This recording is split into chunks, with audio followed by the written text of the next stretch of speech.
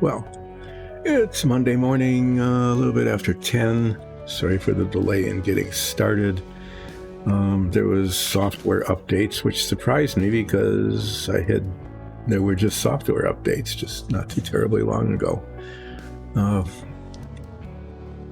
So the computer wanted to get updated, and then after it got updated, it wanted to restart, and after it wanted to restart, everything needed to start again. And so it did. What I have today are some new prints that just came off of the rosin printer, and I got them primed, and I'm going to, do relaxing painting with them. I have a snake, a very huge snake. Just to give you, I keep using this guy as a comparison. This is a fairly large figure in our D&D minifig. I can move this because I'm not working on the submarine today. Yeah, let me move the camera around, make everybody motion sick. Yeah, why not? There we go. Yeah, so this is like a large figure, and so you can see that this is a very big snake, probably capable of eating a large figure. Why is it such a big snake? Why not? If you can have a snake, might as well be big. And then there's this little lamb. It would be like an hors d'oeuvre, size, hors d'oeuvre size lamb. Sort of an appetizer bit. A little bigger than an amuse-bouche, but, not a full meal. And then just because there's also a giant octopus. And this giant octopus is a pretty cool model. And sometime in the future, I'll be painting this. It needs a little bit of cleaning up. There's little strands here and there of the rosin. So maybe I'll play around with this a little bit too. Yeah, maybe I'll do that now. There's nothing more fun than delaying relaxing painting with Dyson Dungeons by actually not doing any painting.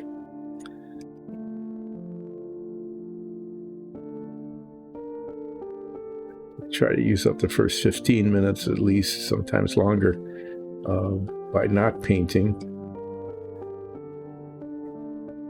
I'll succeed at that again today. This is a pretty detailed model. It might be a little difficult to paint because the underside, if you can see that very well,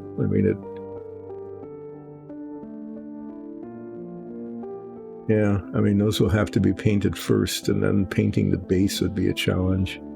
I don't know. This could be both fun and horrible, depending on how much of the underside I care to paint. And part of that will, is this ever going to show up on our Dungeons and Dragons show or not? I'm not sure why it would. I don't particularly want to go underwater. And this doesn't look like a land octopus, although you can never tell. Anyway, this might be kind of fun to paint, all sorts of swirls and things, and maybe some pearlescent overlay so it's shiny. But that isn't what I'm painting today. I'm going to be painting a snake and a little sheep snack. And then probably, off and on during the stream, be doing a little bit of work on the Apollo and the submarine. Just depends on how fast this goes. Just be doing that. So to give you an update on what's going to be happening with relaxing painting with Dyson Dungeons, earlier, one of the earlier streams, I lied. I said I would be with you all the way through March until the beginning of April, because we've got this opportunity to see the solar eclipse in April. But I lied about being available all the way through March, because it turns out that I'm not. I'm going to be here this week, and then I'll be gone for a week and a half because my spouse just decided that we can't ever stay still. We have to just keep traveling. Actually, we were invited, kind of said, you must come visit, by my son and daughter-in-law and our first grandchild in Germany. So, yeah, I mean, when you're have the opportunity and the desire and the demand almost to come visit, then it's time to visit. So we'll be going to Germany next week, and relaxing painting with Dyson Dungeons will not be happening during that period of time. So there's a GIA folder here. I am not a member of the Gemological Institute of America, but I do have one of their binders. And it, it's a good binder, so why not use it? And this is where I keep my color charts, my highly sophisticated put paint on a piece of paper so that you can see what color it really is. So there's, I got these great metallics and these pearlescents and these other pearlescents, and then just, pages of them. And I wrote the names down too, so that was really good of me to think of doing that so that I could tell what color is what. Yeah. Looks like I need these little ring reinforcements, kind of, doesn't it? Because, yeah, the pages, they're falling out. Anyway, we'll get to look at this a little later because I need to pick out colors for the snake. And I'm not really quite sure how I want to paint it. I'm tempted to paint it. I really like these yellows, like these bright colors, yellows and reds. I think that would be kind of interesting. They take 2 coats to cover, which I guess is okay, because then it would just, paint and then wait for it to dry and then paint some more. And that's painting. I mean, I could paint it browns and greens. That would be kind of a natural kind of thing, but I'm thinking more, I don't know, maybe I'll even do like a mix of things. I could do like greens and purples. There's no reason for this snake to look realistic. It's obviously not real. It's in the scale of things, like 40, 50 feet long or something. These are all kind of neutrally kind of colors. These oranges are pretty decent. But it is kind of tempting. It's kind of tempting to go into the kind of, why not? Like emerald green, that's a really good color. And then I could use royal purple. I could either do stripes or spots, or I could do like a series of sort of stripes and then do some spots. Why not? And then I could even throw in some of these brighter colors. This could just be, this could be like a randomly colored snake. I'm really liking the yellows and reds, with maybe some green highlights. And I'm looking at the emerald green and saying that's got to go on the snake somewhere. And I'm thinking maybe these other really brighter colors, even if it takes 2 or 3 coats to make it happen. Yeah, I was thinking about doing the sheep first. I'm going to make this a black-faced sheep. So it's just going to be like ivory, and then the legs and the face are black.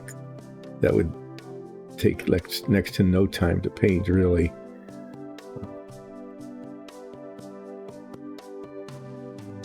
But let's work on the snake.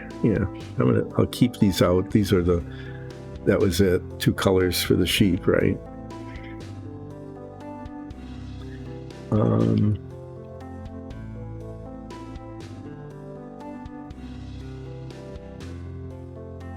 Get my color chart back out here. I'm not going to let you see it.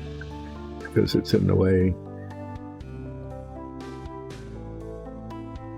I'm thinking I haven't used lemon yellow in ages. That's a really nice, that'll take like a million coats to cover, right? I mean, it just will.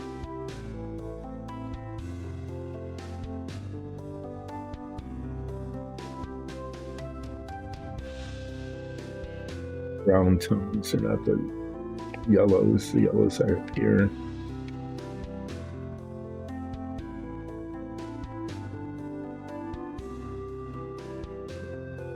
This is the lemon yellow. I'll show you the color chart. Why not? So this color, that's really a nice bright color. And then right here, there's this clear orange. Clear orange is a really good color.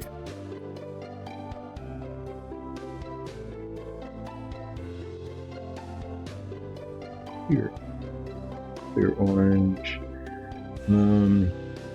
I probably should put a little red in it somewhere.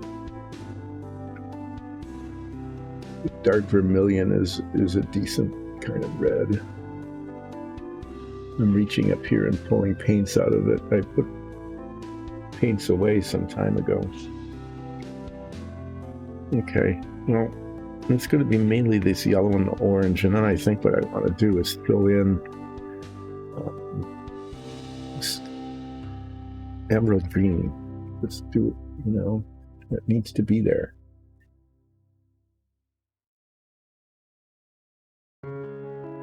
Yeah, I'm not sure where these colors are going to go.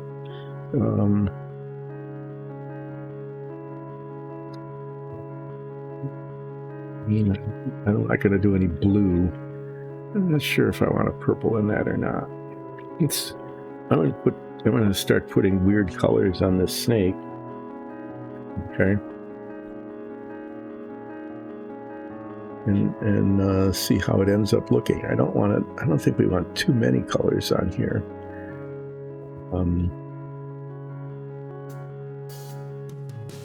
Kind of weird. I want to paint a lot of the yellow. And then what I'm thinking is that I'm going to be painting stripes.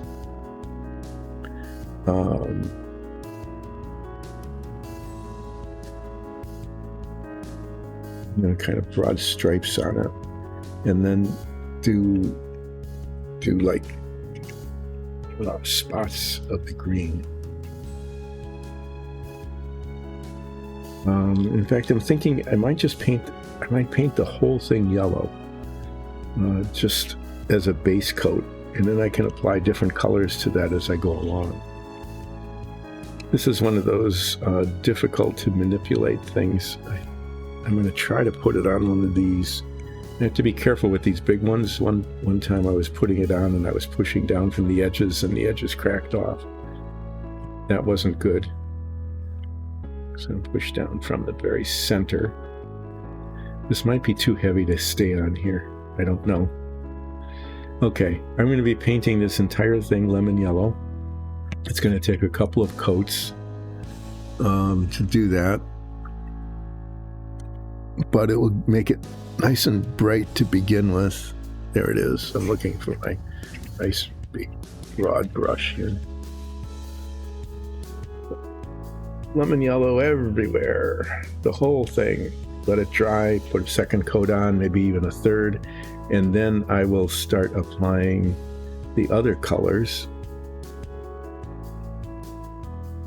The stripe pattern isn't just like alternating, right? It's like one color, then the next, and another color, like borders, and maybe do that in a couple of places along the snake, and then do another pattern. When the snake is this big, it doesn't need camouflage or anything. It does what it wants to do. A little bit of there's just a little excess plastic here. If you can see it, just a little bit. It needed to be cleaned up.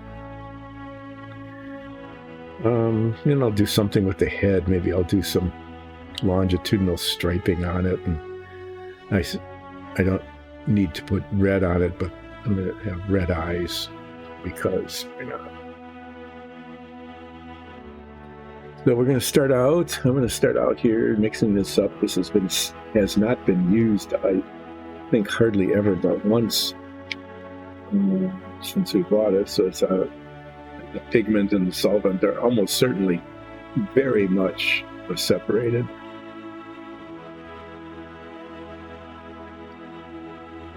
So the other change that's happening with relaxing painting with Dice and Dungeons, in addition to me being gone again, yet again, more travel, more family travel,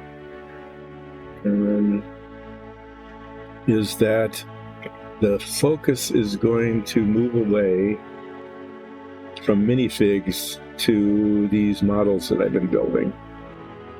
Okay, so after I get back from this travel, in the brief interval between one and the next,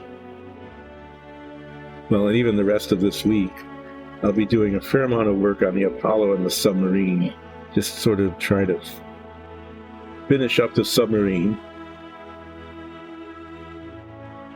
and then working on the Apollo model, and then the suggestion was to work on two models at once to keep everybody confused, including me.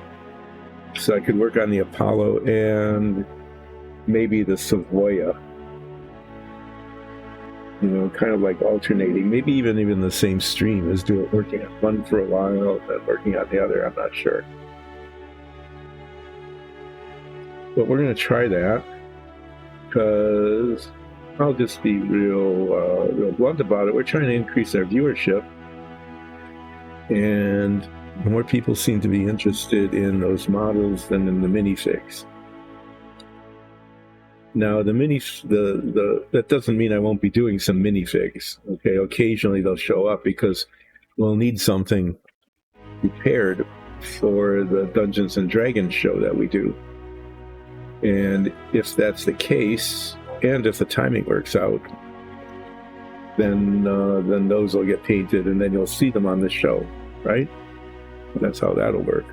But otherwise, I'm going to be working on the Apollo, finishing up the submarine, which is really close to being done. It's at 95% completed stage where it's so close to being done, you don't feel like finishing it because the last bits are kind of, yeah.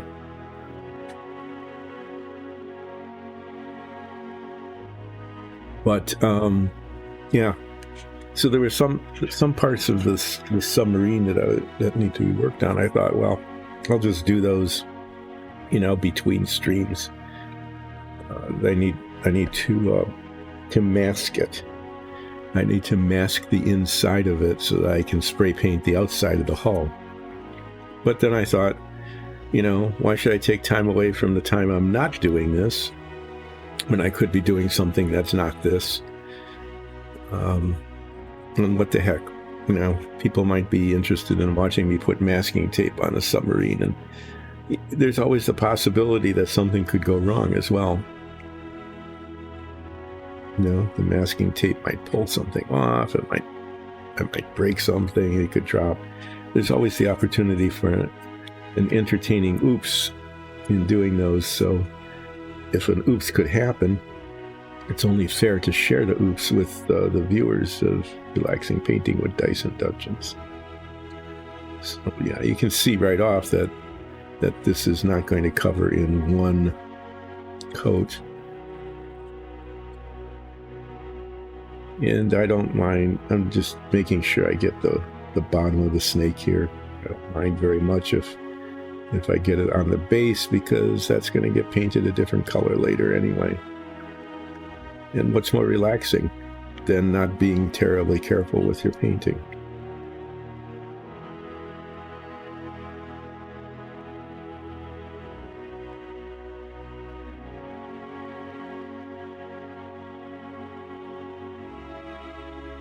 Yeah, this stuff, these acrylics dry really fast, so the front end of the snake will probably be ready for its second coat before I even finish the back end of the snake.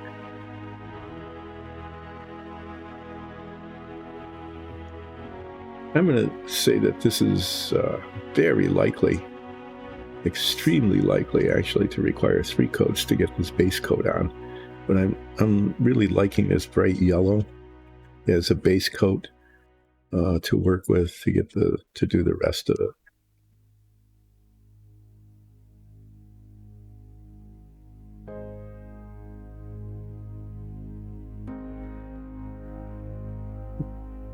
Yeah, I probably should, try to be on camera while I'm doing this, right? This thing, somebody tightened this. That's really weird. That used to flop all over the place, and it was hard to keep in place. Now it's actually hard to relocate.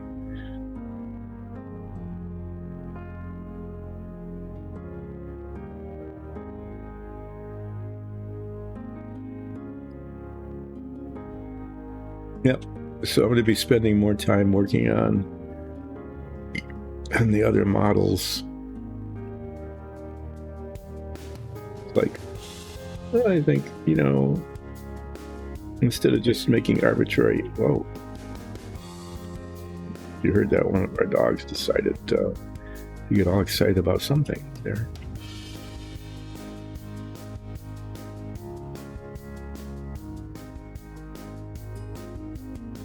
I guess too that making these minifigs is not like a trivial thing. Like the kind of splotchiness that's showing up here. I mean, I don't want the base coat to be splotchy, but it's suggesting to me how the snake could be painted. So instead of like clean stripes or whatever, see the unevenness that when I start putting the other colors on, maybe I'll try to do that. Just try to, oh wow, okay, that I didn't see that there's some stringiness back here. Port strings from the printing process, and they showed up when they were painted. Didn't show up very much with the primer. That happens. That's why, the prep work on the Apollo, for example, that's just taking forever. And also did on the submarine is that flaws show up.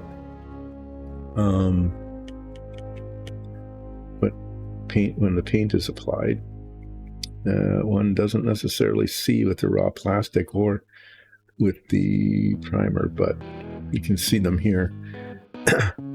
So I'm going to take this. Fortunately, this, when I do this sort of, unfortunately, when I do this sort of thing with others, it's usually what happens is they're right on a very fragile part of the model, right?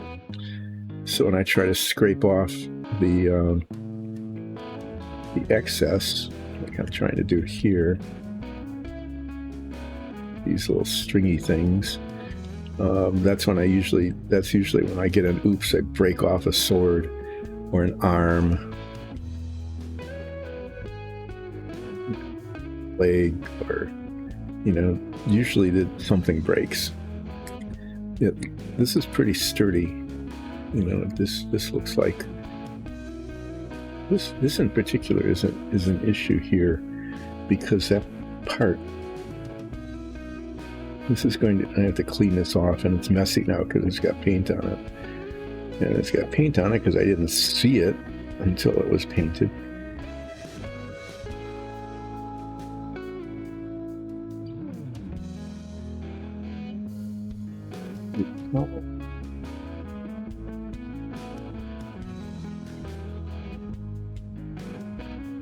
Scraping that down pretty thoroughly, because that could show, that could just be a messy thing that looks messy after it's done, just because of where it's located.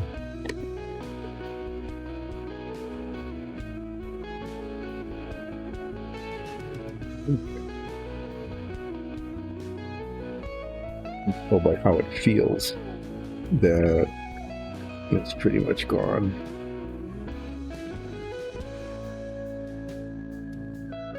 Now I need to clean it up.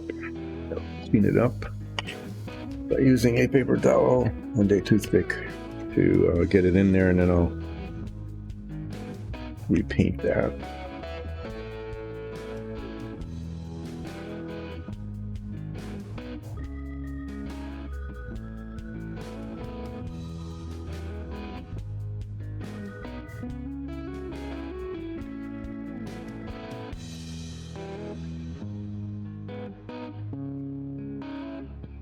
Seeing some other spots that are kind of like that.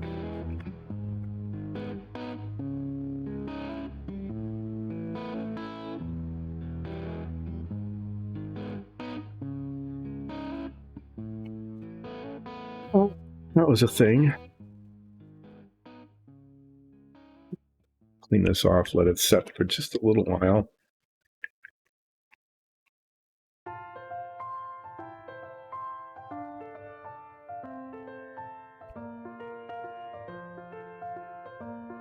And I'll put some more yellow on it, because I want the base of the snake to be kind of like this spot here, a really bright yellow, and then I'll decide what to do with it next.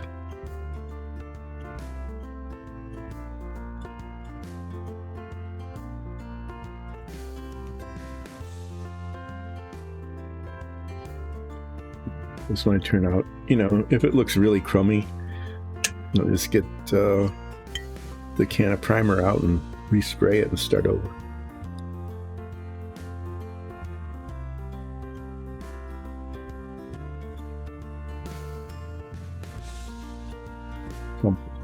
Mug.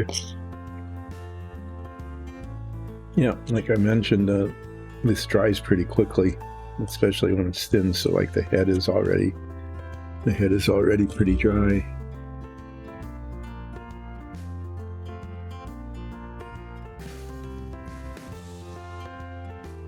Anyway, I decided that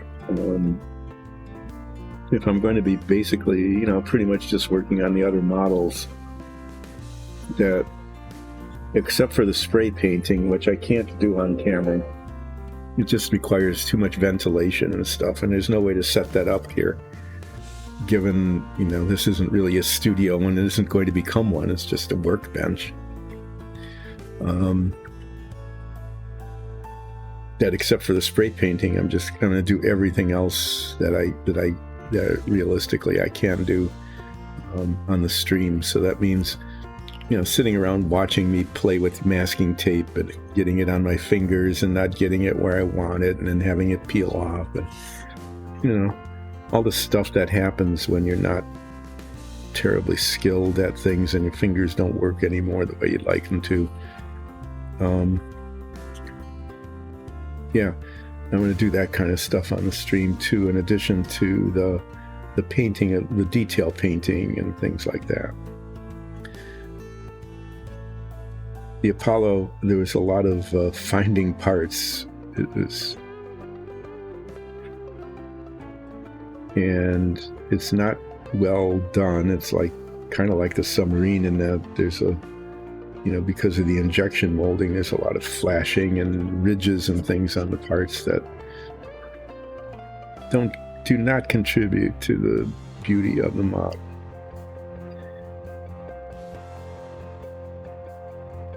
So if I do anything with the Apollo later today, what I'm going to be doing is putting some plastic putty on some seams, because I don't want the seams to show. These are seams on the escape rocket. So there's the rocket nozzles that had to be cemented together, and the rocket fuel tank, which is what most people think of as the rocket. It's the long cylindrical part, but it's not really the rocket. It's the fuel tank for the rocket in this case. I think it's a solid fuel stack kind of thing. Yeah. And the other thing that I'll probably do during this stream today is talk about how I'm going to try to paint this thing. Not this thing, I'm showing you how I'm going to paint this thing. I should not have taken this off. Now it's off. Wait for this to dry and then try again.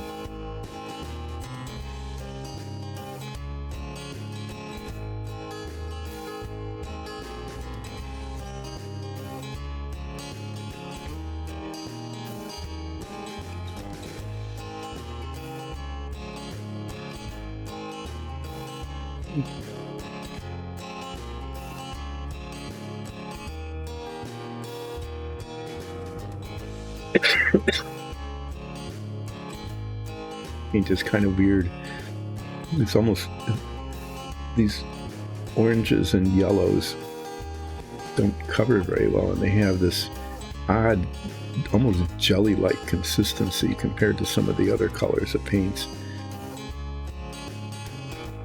Sure what that is. It probably has to do with the base of the maybe titanium dioxide or whatever it is. That's the base. Sometimes the whites are like this as well.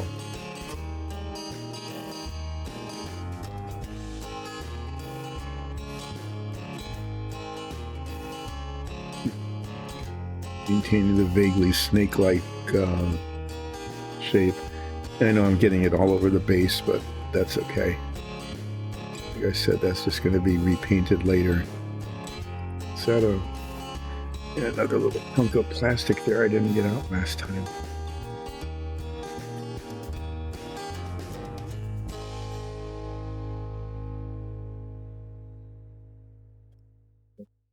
Do is make sure I'm getting under the snake. Yeah, don't brush it when it's setting up like that. It just makes a mess. Okay. Yeah, it's fairly uneven, but it's getting pretty close to being covered. The spot there that didn't get paint on it this time.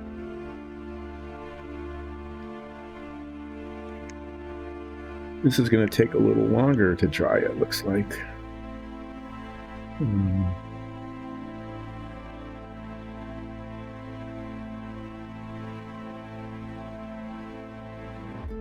Because the paint is on, I think maybe a little thicker. I'm not sure.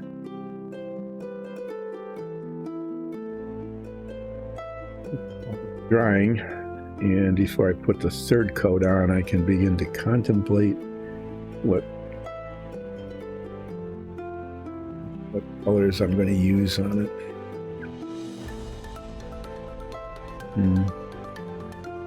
Yeah, see you can see where it's kind of gray here, and it's really thick there.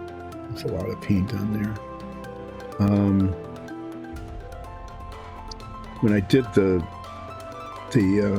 goose, okay, I put an ivory undercoat on, and I put one coat and then started to dry brush colors on it. And it turned out to look really bad because the gray showed through, the gray from the primer. And I'm really kind of tempted to leave this because I kind of like the splotchy look. But I'm pretty sure that if I left that and I started putting other colors on it, the gray would show through it. It just wouldn't look very good. Okay, this is going to take some time to dry now because the paint is thicker than it was before.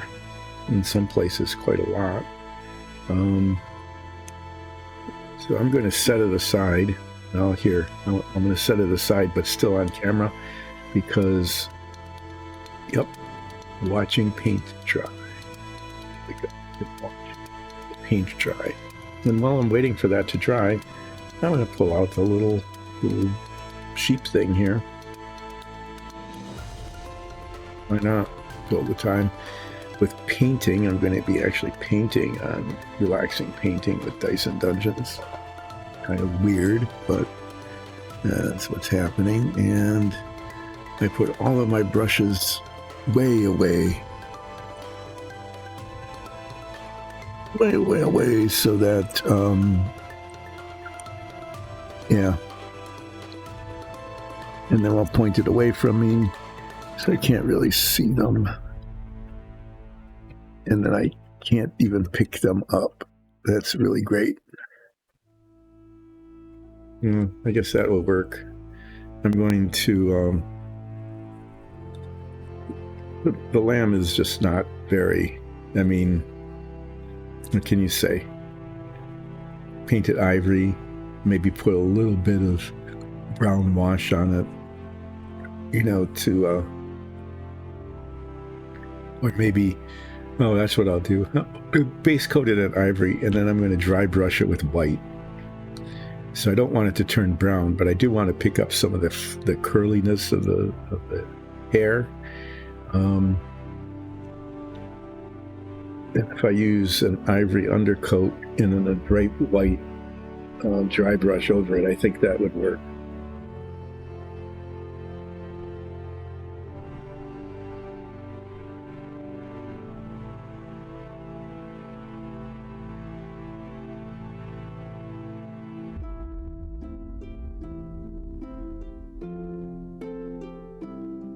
One downside I'm seeing of putting a lot of yellow paint on is that it covers up the scale pattern. But I don't think the scale pattern is going to much matter. You know, I mean, if this were a display model, I'd want to be using multiple really thin coats of paint so the scale pattern still showed, but this isn't what that is. This is, if it shows up anywhere, it'll show up on our stream, on our D&D show. And if it shows up on our D&D show, then it's going to be the color pattern, you know, the striking yellow and orange and red and green color pattern that it will have. That's what's going to show up. Okay. I don't know, this isn't a very great brush, but take these off so I can sort of see what I'm doing. But I just want to get the paint all over it. The legs, the bottoms of the legs and the face are going to be black because this is a black faced sheep.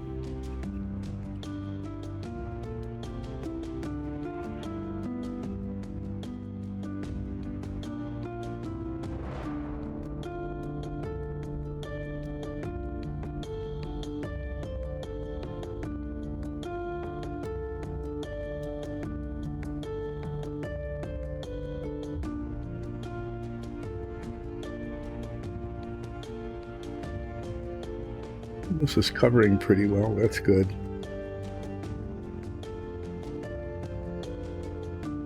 I've been using the ivory instead of white on almost everything because it actually ends up looking whiter than white does in a sense. The white just is so glary that it doesn't look good. But this, you know, use it on teeth, on things, and insides of eyeballs.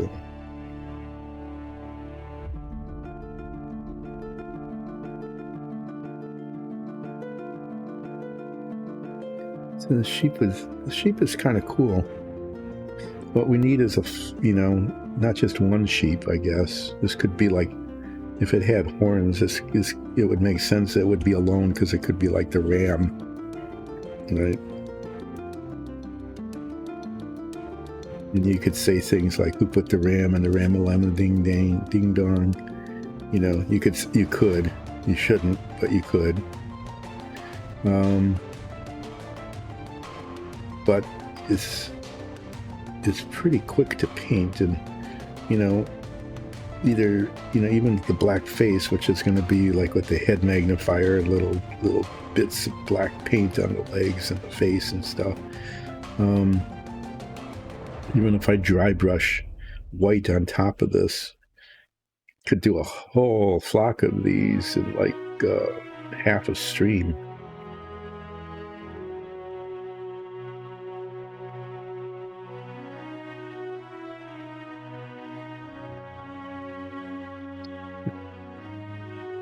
I'm just checking to see if I missed spots. It's easy for me to just miss spots.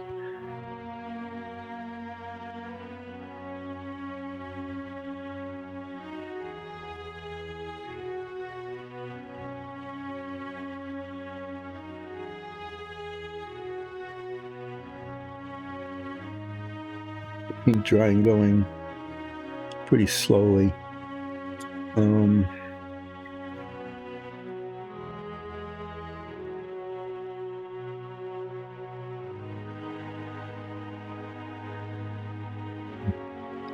Yeah, well, here I am. Waiting for paint to dry. If we were working on the Apollo, I could continue talking about this, my experience with the space programs back in the 1950s and 60s, when the space race was really going on, especially from like 1955, even when there was speculation about putting a satellite into orbit. Well, let me go ahead, I'll talk about it, even if I repeat some stuff from last week. Why not? Something has to happen while the paint is drying. And that something will be me figuring out how to put paint away. Maybe. And here's white. Let's dry brush this onto the sheep to give it some depth. A little lamb has to have depth, and that's what I keep saying that word because I don't have any other word to give it. So that's what I'll call it. I have a nice brush here that I've been using for dry brushing. Yeah, this one is nice and flat on the end, so it doesn't poke in. It's pretty stiff. So this one's been pretty effective for dry brushing. Getting extra paint off the paper towel. Anyway, yeah, so the space race actually really started right after World War II because the Soviets and the US kind of split up the ex-Nazis. They were all their rocket scientists. They got some, we got some. One can argue about who got the better ones. We got the more famous one. We got Wernher von Braun. Okay, he was somehow got famous for being a rocket scientist.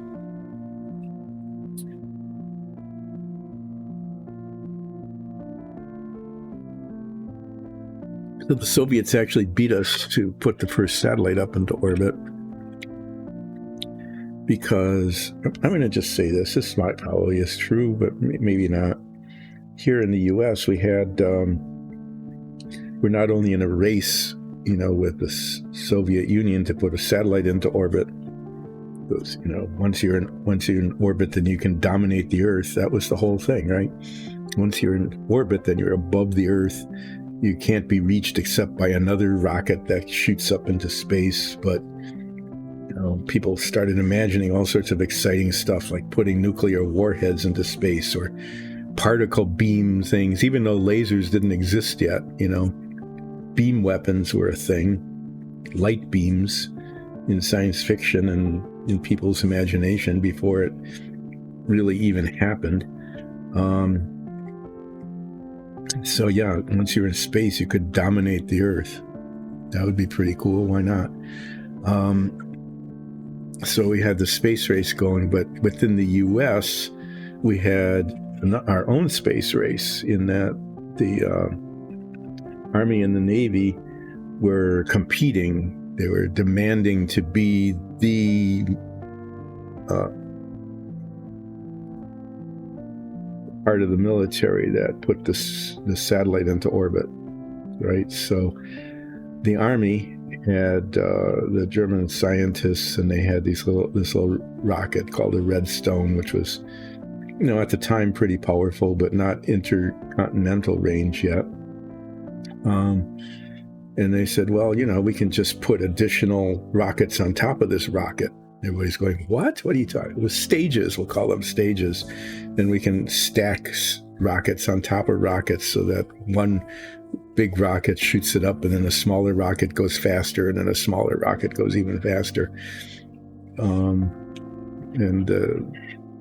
People were real skeptical about that because staging hadn't really been a thing yet. But the Navy said, well, we're just going to build one from scratch. I mean, we don't have these these missiles that launch warheads. At least not yet. They will later. That's the story of the George Washington ballistic missile launching submarine, is, you know, the Navy getting into the Rocket Act. So they said, well, just build one. We're going to build one that'll launch a satellite into orbit. And so they created this Vanguard missile. And the Vanguard, if you ever look back at newsreels, and you'd call them that, newsreels of efforts to get things into space, the Vanguard rockets just blew up all the time. They were pretty spectacular. Sometimes, you know, it's still wet, but I think I can put another coat on safely. Sometimes they get like a foot or two up off the launch pad, probably more like 10 or 20, but it looked like that. And then they'd crash back down onto it and have this big fireball. It was really cool to watch, but it wasn't really very effective in getting a satellite into orbit. So, yeah, I think there were at least 3 failures. You know, sometimes they got up into the air like a half a mile and blew up there, but basically they were exploding rockets. And then the Soviets, you know, they probably had their exploding rockets too, but they finally got Sputnik up into orbit. You know, and that sent some little radio signals back. It didn't do anything other than to say, I am in orbit. I'm in orbit and you're not. Ha ha. I think that was probably actually the verbatim, the message that it sent back. You know, is I'm in orbit and you're not, with like a little taunting sound.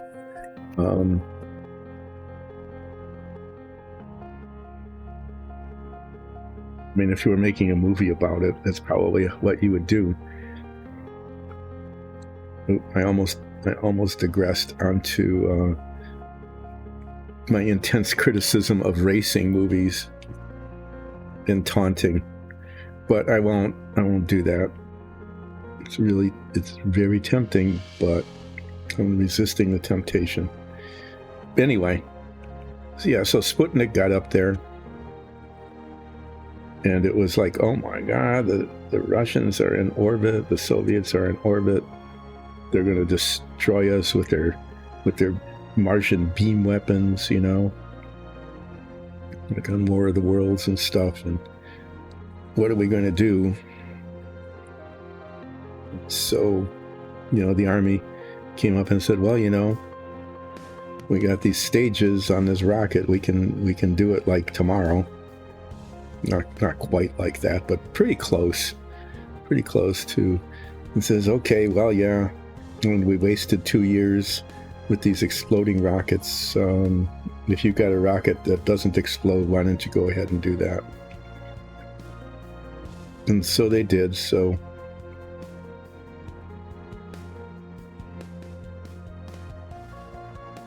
it's a Redstone rocket with stages put on it, and it was called Jupiter C. Not sure why C. There must have been A and B at some point. Or maybe it just sounded cool. I don't really remember. You could look it up. I'm just telling you what I remember. I'm not like a Wikipedia article, so some of the stuff I'm saying might not be accurate. It's just my impression at the time. Anyway, so we sent up our satellite. Our satellite was way much better than Sputnik, though, because it actually did science. I mean, Sputnik just said, haha, I'm in orbit, you're not, right? And it did that very effectively. It was a very effective taunt. But ours was Explorer 1 and did real science. And it basically had a Geiger counter on it. You know, why not? It was the 1950s. Radiation was a thing, so it pretty much had that. And then, you know, Geiger counters go click, click, click, click, and they sent the clicks back to Earth. And it turned out that there was this whole pile of radiation up there that nobody expected, because it was just space. Why would there be radiation in space? And so the Explorer 1 actually discovered the Van Allen radiation belts because of science. And we we did that, and then we had a satellite in orbit.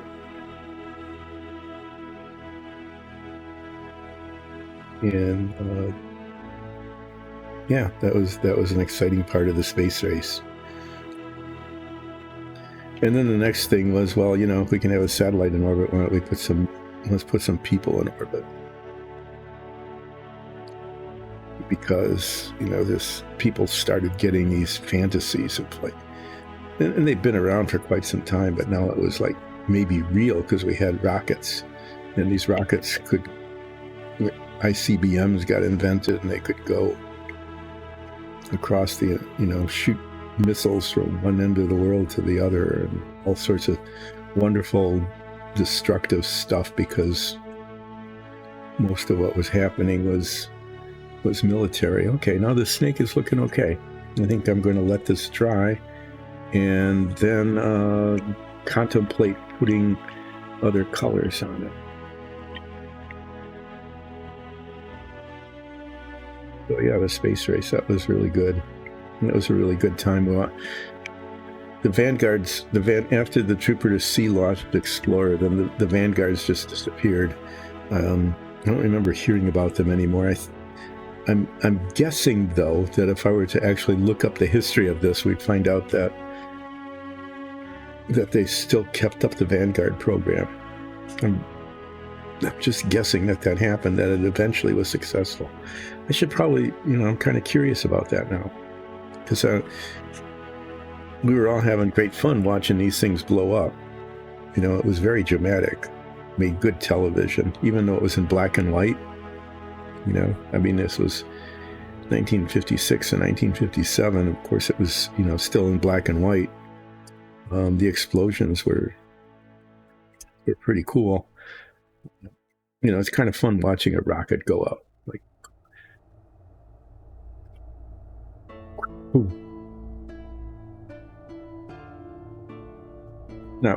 It's not what the government was trying to do, but it made for really good television. We watched that happen over and over.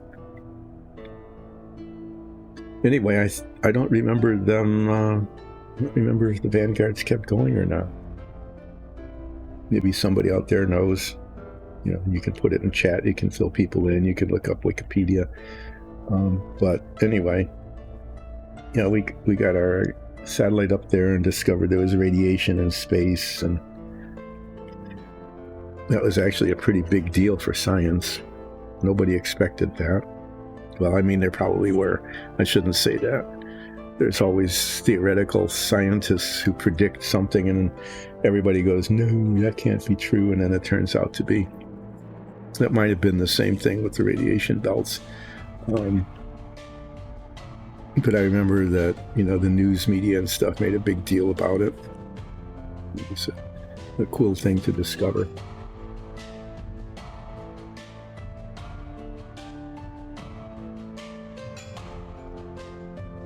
But the big advances in rocketry happened not because of putting satellites in orbit, but because of the pressing need to be able to launch nuclear warheads from one continent to the other.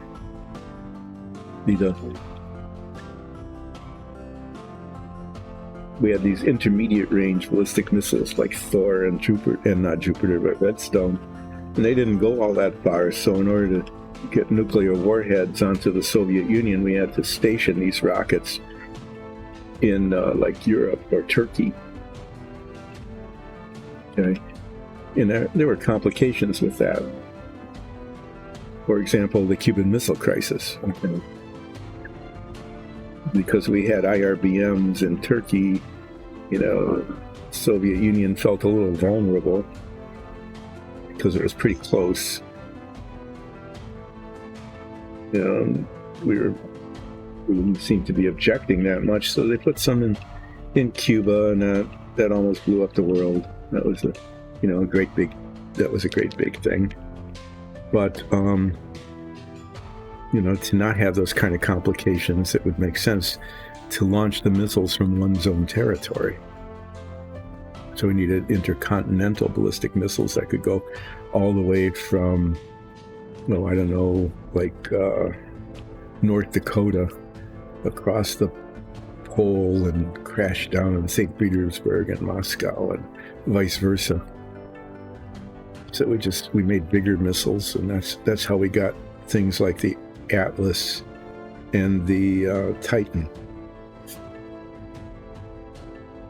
And we know the Atlas missile from the Mercury orbital flights, and we know the Titan from the Gemini flights, but they were not designed to launch things into orbit. They were designed to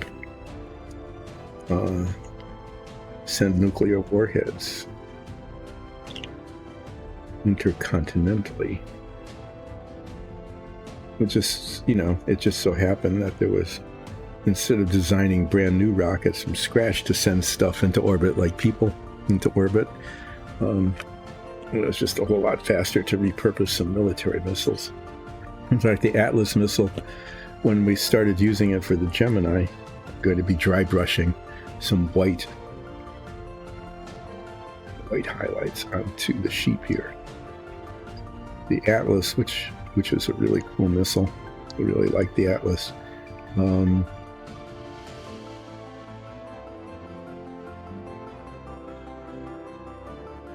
Anyway, that pretty much wasn't even being used as an ICBM anymore.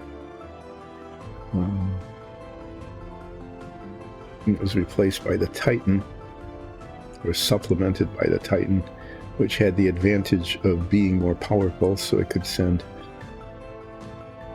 bigger warheads further. That was a good thing, right? But then those were replaced by solid fuel rockets, because the Atlas and the Titan, especially the Atlas, fueled with kerosene and liquid oxygen, you couldn't keep that in the missile for an indefinite period of time, because you just couldn't keep it cold long. The liquid oxygen anyway, so you had to have these big storage tanks and pumping facilities and cryogenic stuff. It actually looks pretty good. I like that. So it's ready for the detailing.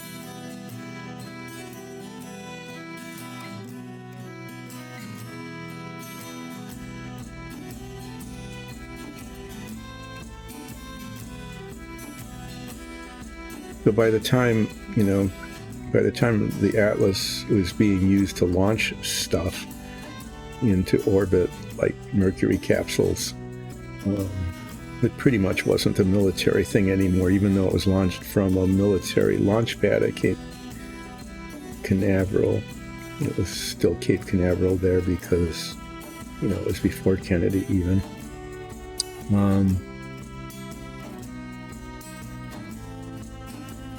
I'm cleaning a brush. You can watch me clean a brush here.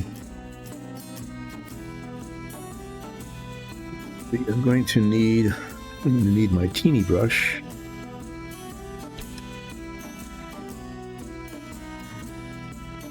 Need the face. This is the one that's dead. I need to buy another one. I've got an extra here, but this is going to get worn out sooner than later too, and then I'll need to have another one.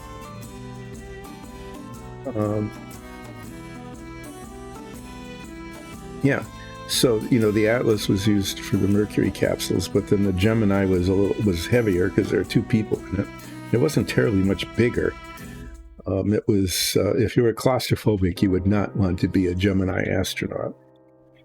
It was probably both a scary thing and a relief when they opened the big hatches. The Gemini capsule had these big doors on the front, so the whole capsule essentially opened up. Half of it opened up for extravehicular activity, because we were experimenting with two things with the Gemini: the docking maneuvers and the extravehicular activity, which means going out of the capsule into space in your spacesuit.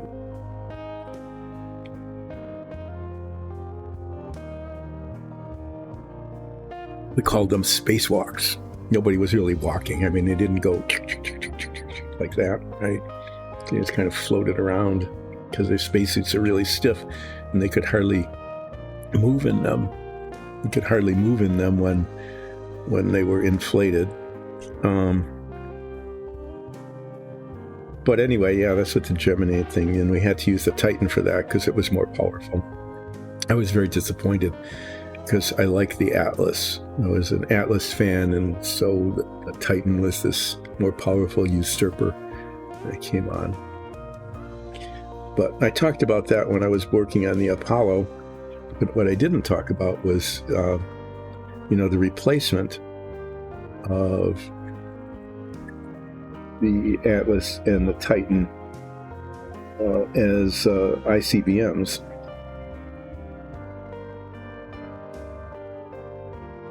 So the problem with these two was that they were liquid fueled, and you had to have these fuel tanks, and it was vulnerable and slow. And what we wanted to be able to do is launch a missile quickly. So unless you were launching it first, then you got away with surprise attack, which people were worried about at the time, but didn't ever happen.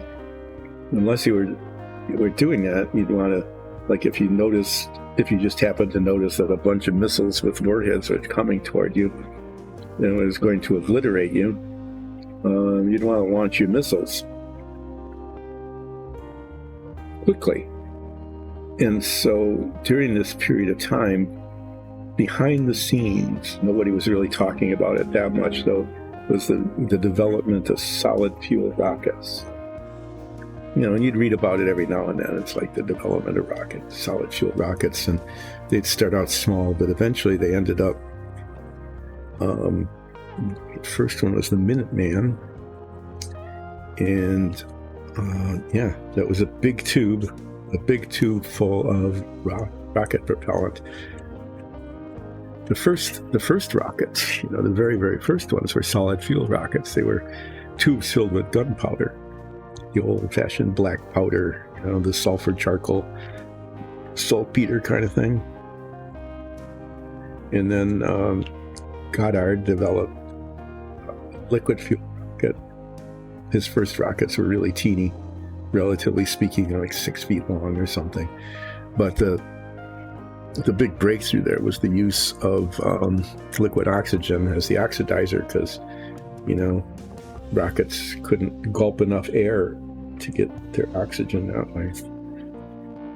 Anyway, so those dominated things for a long time, like the V2s, the dreaded V weapons and things. Those were liquid fueled because gunpowder just wasn't. It's really nice. There's actually like a little demarcation line with a air. Well, black feet start.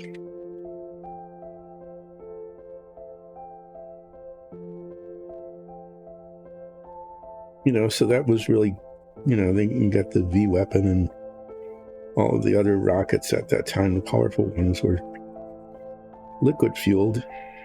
Sorry, there's a little bit of plastic sticking out here on the back of this leg that I didn't see before.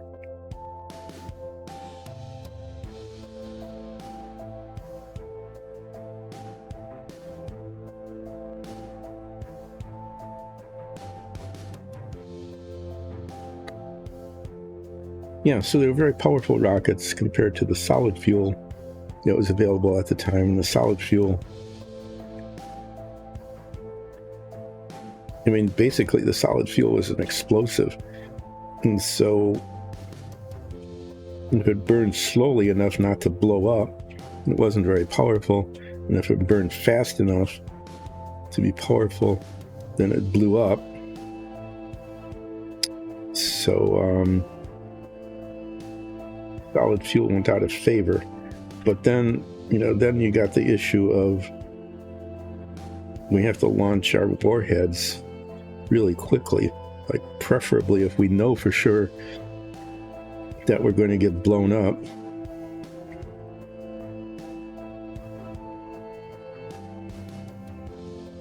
Get our rockets off before they get blown up. So that means you can't take 20 or 30 minutes to fuel a rocket. Didn't have that much time. So there was a real push to get effective solid fuel going, and they did.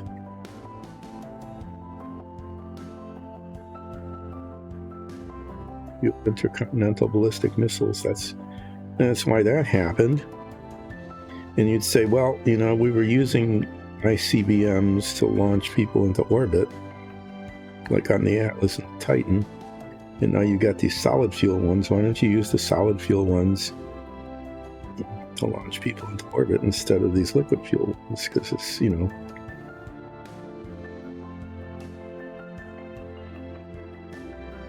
there in the rocket when it's delivered. You don't have to fuel it up.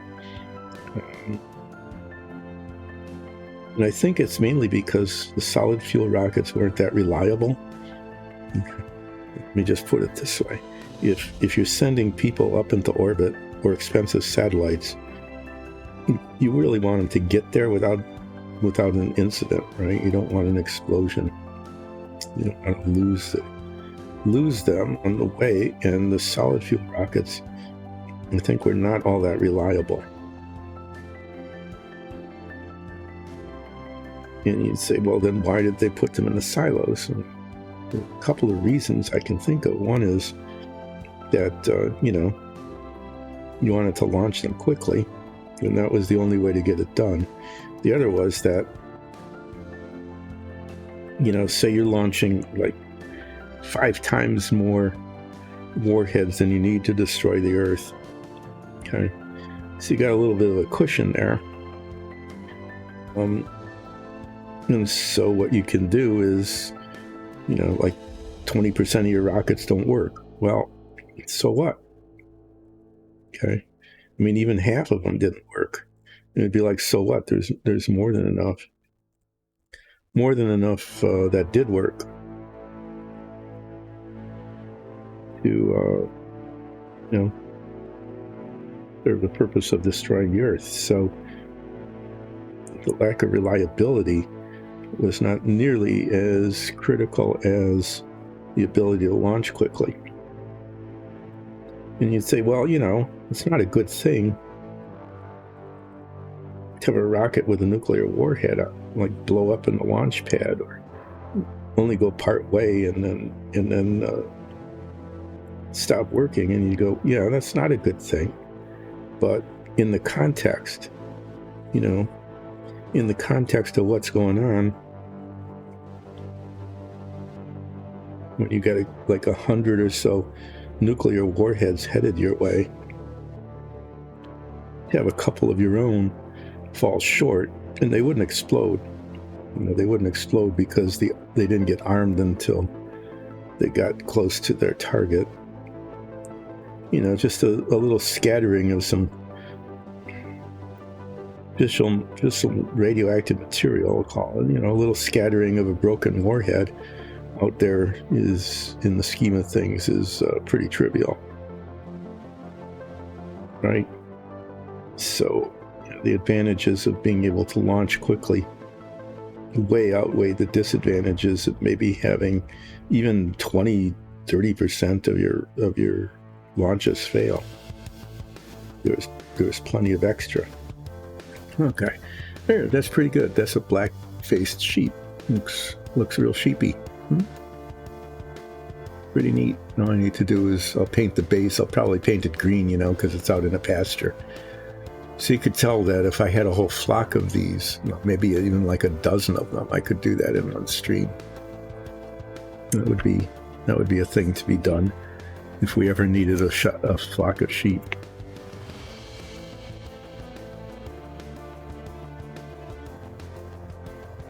Bring the snake back here. The snake snuck off of screen. You couldn't be watching a paint dry that well.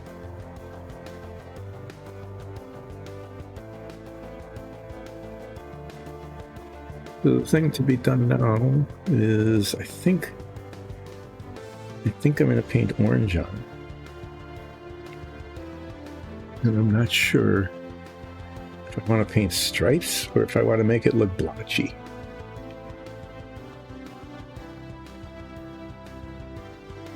Making it look blotchy orange on here would be pretty easy. I could just use like the dry brush technique and kind of spot it on.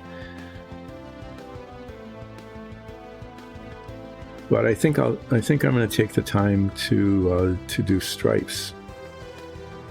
So I need to find a good striping brush. I want it. This one might work if it stays kind of coherent, because I want the stripes to be fairly large. So I would go like across like that. I could do like orange, red, and orange.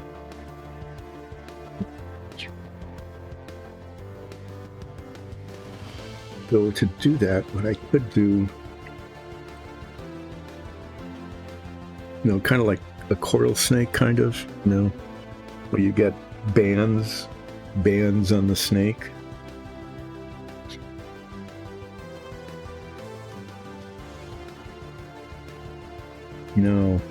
Orange, green. That's how this is going to work. Yeah. So I'm going to make fairly broad stripes of orange. Okay. Rather than going orange, green, orange, I'm just going to go orange and then paint the green over the orange. That's kind of a lazy way to do it, but I think that would work.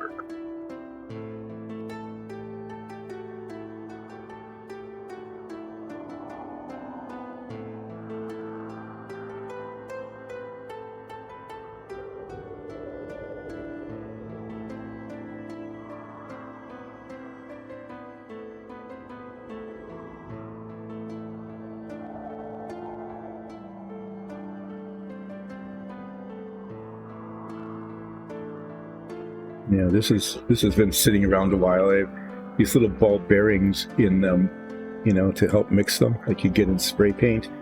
We bought a box of these little ball bearings and put them in all of the paints, and it helps break up the pigment that has settled onto the bottom of the container. If you can hear it, you can see it move.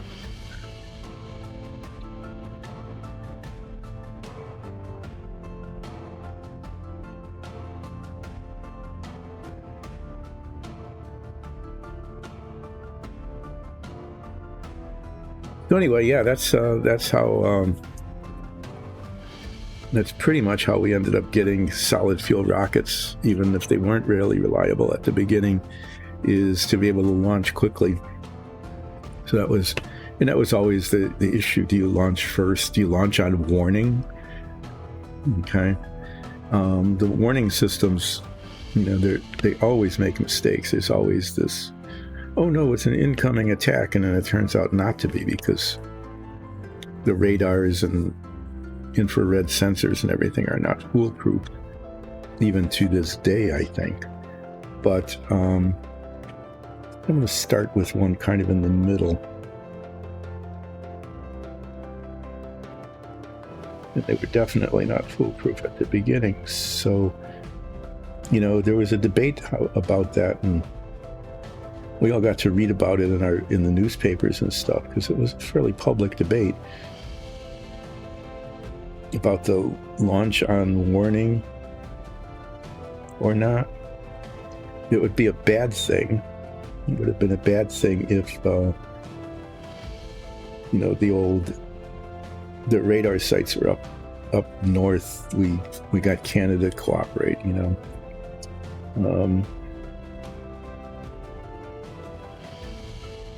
We're fairly far north, and there was always the joke about,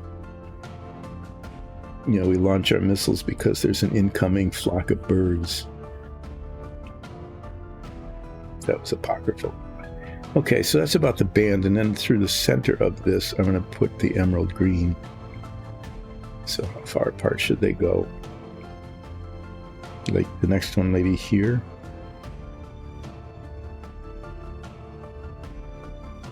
So we destroy the world because of a flock of birds.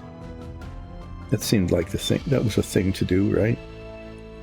Anyway, we wanted to be careful about not doing that.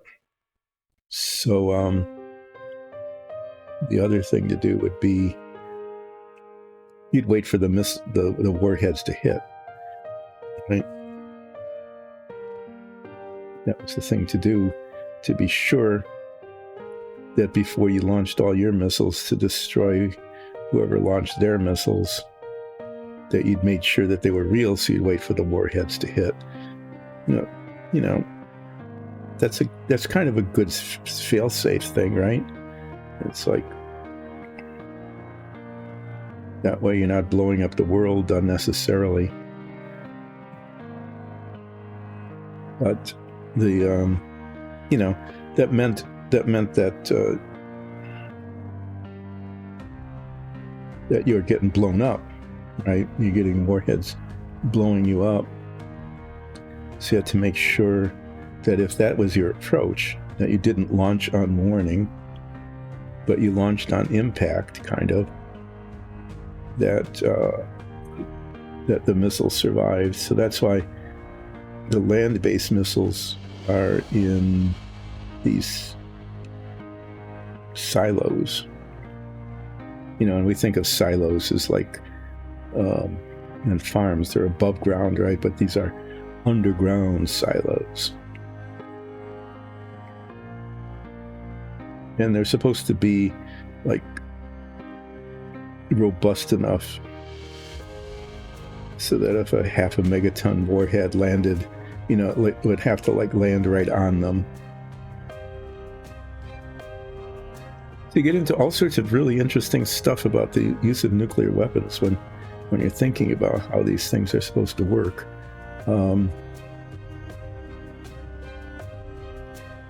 We think of bombs, when you think of a bomb, you think of it like hitting something and leaving a big crater, right? Like they explode on impact. Well, that's not the best way to use a thermonuclear weapon, or even in the original A bombs, before they got to be thermonuclear, before they got to be H bombs, is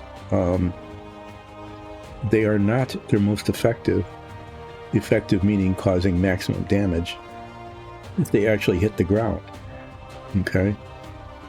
Because the ground then absorbs the too much of the energy of the explosion by wasting it, digging a hole and throwing up dirt. Okay, we'll get back to that in a bit, but so the way that they're used, they're called airbursts, right? And even the very, very first ones that were detonated over Japan,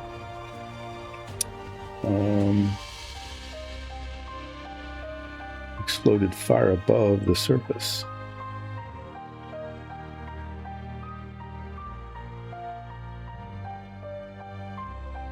To maximize the effect of the heat and the blast.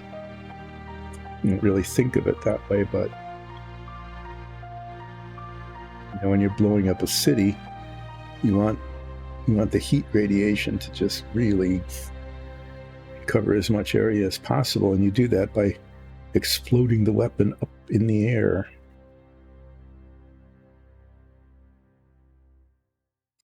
Well, it's different if you're trying to blow up a missile silo, right? Because if you blow it up in the air and it's all covered in concrete and everything else, then it might not do anything other than make it warm inside the missile silos. So the missiles that were going to be landing on the missile silos had to be ground bursts, but when it blows up on the ground, it minimizes the distance to which the effect is. So you have to get really close, like almost right on top of it. So that was the deal with these missile silos, is you wanted them to be able to withstand a ground burst within like yards, hundreds of yards, not even miles, but that close. So they talked about like you needed 3 missiles to destroy a silo. You don't want to be there. You don't want to be near that when that happens. But that was kind of the thing that people were going for, is that whoever was attacking us had to use up almost all of their missiles to attack the silos. And then you'd put up fake silos, right? So that they'd have to waste them. So that they'd have to launch like 300 missiles to destroy 100 silos.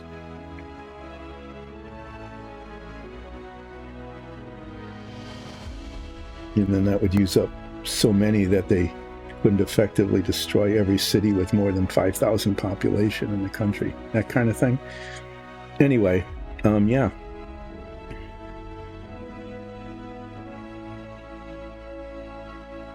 Talking about solid fuel rockets, but you can't talk about them without talking about the silos that they're in.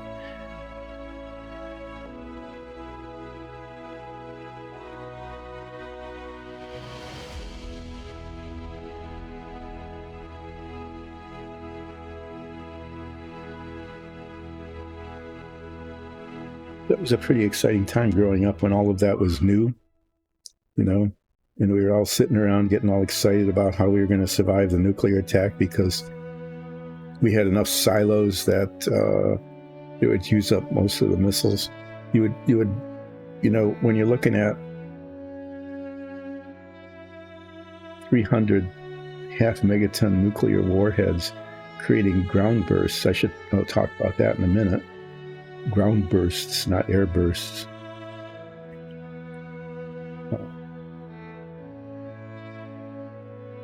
Being downwind of that would be not good because of the radiation. So, you look at the radiation from the fallout, that's what it's called. Look at the fallout from getting blown up with all these nuclear missiles. You kind of think of it as the fallout from coming from the bomb, but that's sort of true, but also not true at the same time. I mean, without the bomb, right, without the nuclear fission part of the bomb, not so much the fusion part on the thermonuclear one, but the fission part, without that, there wouldn't be any fallout. But the fallouts, are particles. They're bits of matter. And, bad stuff like strontium-90 and all of that are byproducts of the nuclear fission. There. That looks pretty stripy. That's not bad. I'm not sure what I'll do with the head. I'm actually thinking of using red on the head to highlight it. Now, in the middle of these orange stripes, I'm going to paint a green stripe. Because, why not? I really like that green color, so I'm going to use it on the snake. Should I paint? I'll paint the very, very tip of the tail. Why not?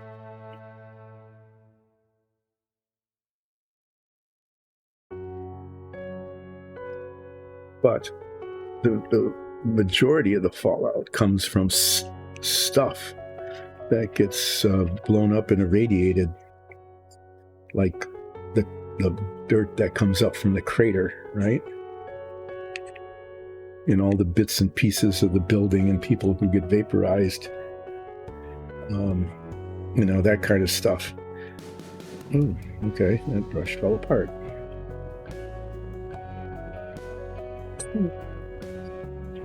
Contour of the stripe a little bit.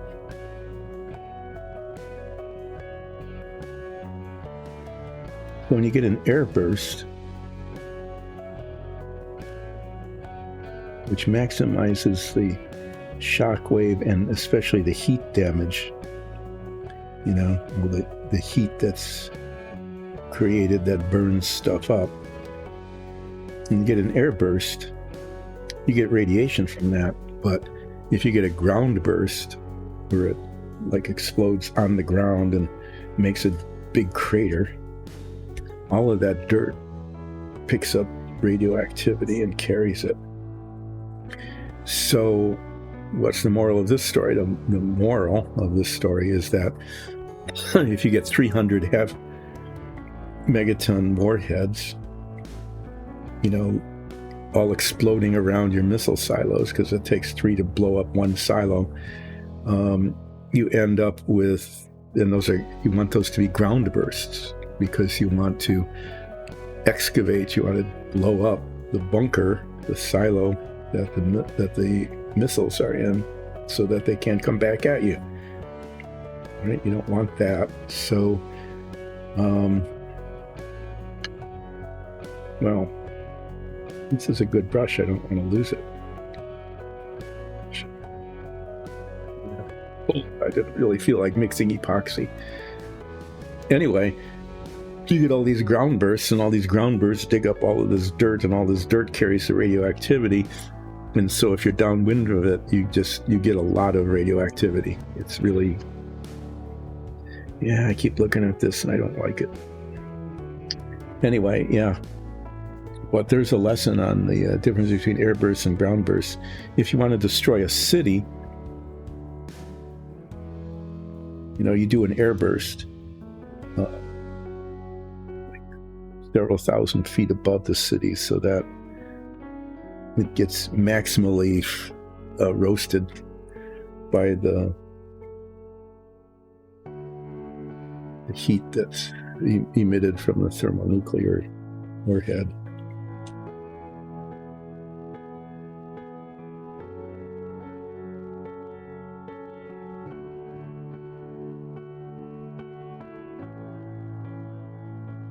I clean the brush, and every time I clean the brush, I look around, and then there's failures, little spots, and ragged edges, and the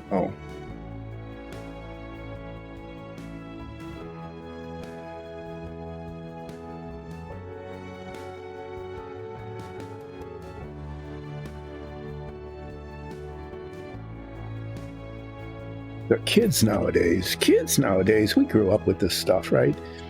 I mean, we were in grade school having a great old time, like in 6th grade or whatever, talking about Minuteman missiles and ground bursts and air bursts and maps of the city that would show which parts of the city would be like destroyed in the initial blast and which ones had to wait to be roasted, burned by the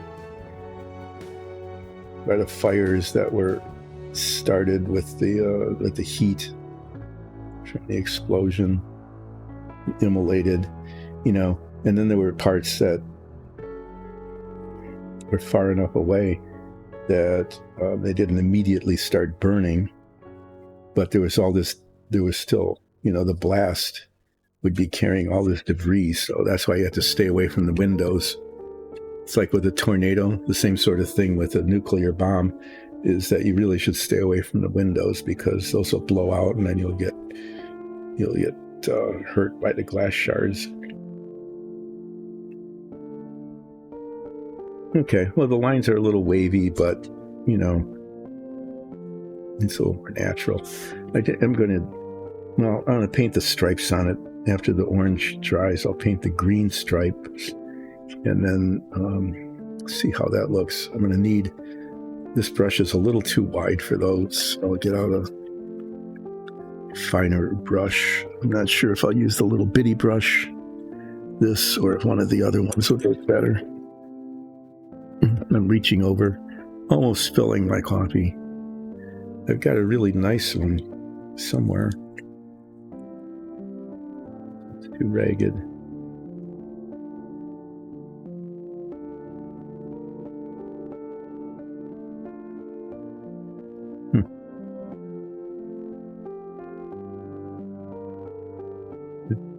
This one, use that with the green paint, see how that goes. I should not have very carefully put all my brushes away. It just ended up, this is the one I like.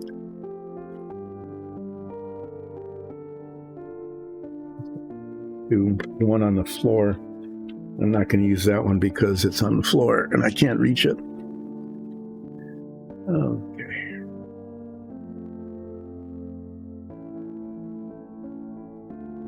I want this orange to dry before I start messing with it.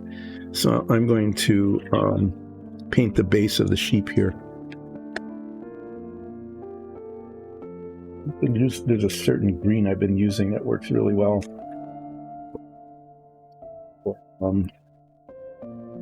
Grass. Using flat green with a green wash, or goblin green. I think sick green. It sounds like a bad green, but sick green actually, with the green wash on it, actually makes pretty decent grass.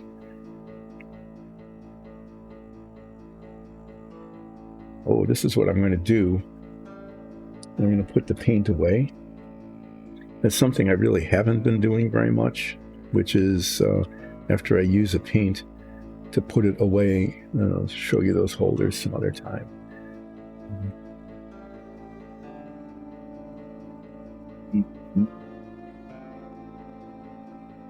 Goblin green. Sick green. All right, while I'm waiting, I keep forgetting, let's watch paint dry. That's the point of it if you can't watch it dry.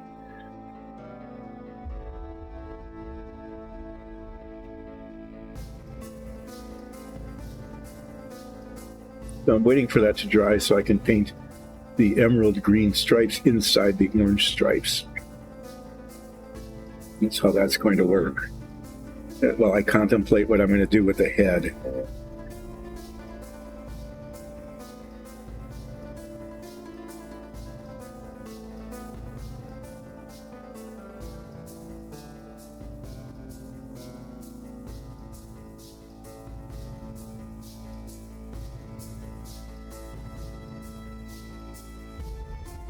Anyway, that was a really good stream of consciousness thing there while I was talking about launching astronauts into space, but that's what happened when they developed solid fuel rockets.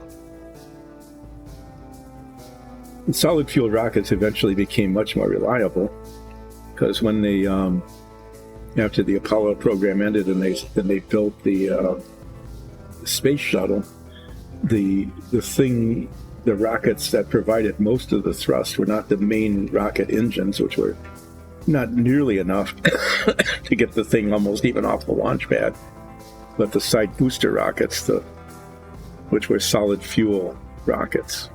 Those were kind of interesting. They were made in segments that they were just sort of stuck together. Infamously, they were stuck together with like these basically O-rings, or just rubber rings holding the segments together, and that's what caused the Challenger explosion when one of those failed, and the exhaust from the solid rocket instead of coming out the nozzle, came out the side and blew up the main fuel tank. So that, anyway, yeah, there was that. So some of the other things I can talk about with regard to growing up during the space races, that, as I was saying, even after they stopped using them as ICBMs, the liquid-fueled rockets were still, they still were very reliable, relatively speaking, and fairly powerful. So they were used for launching satellites. Generations of Atlas rockets continued up until really recently. With different lower stages and upper stages and things. The Titan, they stopped using that, not because it wasn't a powerful rocket or reliable, because of the nature of the fuel that it used. Instead of kerosene and liquid oxygen, which are relatively benign, everybody's familiar. Well, you're not anymore. You're probably not familiar with kerosene anymore. It's been a long time since people used kerosene lamps even as a decorative feature. Think of it as tiki torch fluid. Okay, that's probably the closest you can come to it. Use that plus liquid oxygen. and you needed the liquid oxygen in order to make sure that there was enough oxygen so that the stuff burned furiously enough to lift your rocket. The Titan rocket had these other chemicals in it that ignited on contact, but they were just very difficult and dangerous to work with, at least in those quantities. So, yeah, that rocket, the Titan rocket, even though it served its purpose and served it well, was not something that would continue to be used on a routine basis for launching stuff. After the Gemini program was over, I think that pretty much was the end of the use of the Titan rocket. That's what I remember anyway. I don't remember hearing about it anymore after that. It had been retired as an intercontinental ballistic missile with the advent of the Minuteman missile.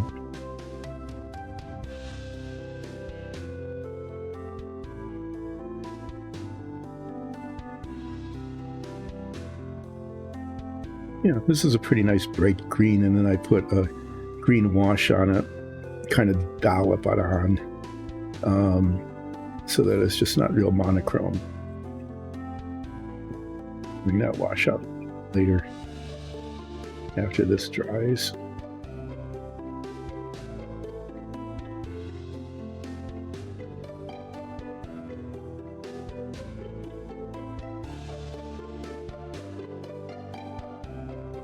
These are nice bright colors. If nothing else, if it's ever used on our Dungeons and Dragons show, it will show up. You will see it, no matter what the background is. This would be kind of fun, I think, to paint a whole flock of sheep. It was quick and easy to paint. It looks pretty decent. An undercoat of ivory, just a dry brush of white to brighten it up and highlight the texturing of the wool. Painting the base here. Could paint a whole flock of these in just one relaxing painting stream. I don't know. I got it up on the hoof a little bit, but maybe it's just standing in the grass and the grass comes up. I'm not sure. It looks like I need to do some black touch-up on these. Yeah, it just came up a little too far. So after the green dries, get the black back out again, put my head magnifiers on, and don't have really hooves, do they? The sheep don't have hooves. What are they? Feet?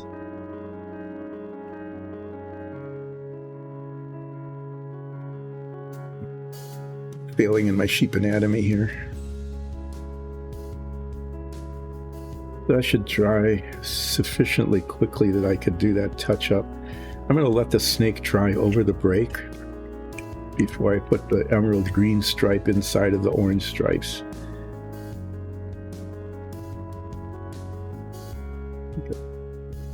That happening, and I'll do that after break. And after the break, I'm also going to be doing a little bit of work on the Apollo.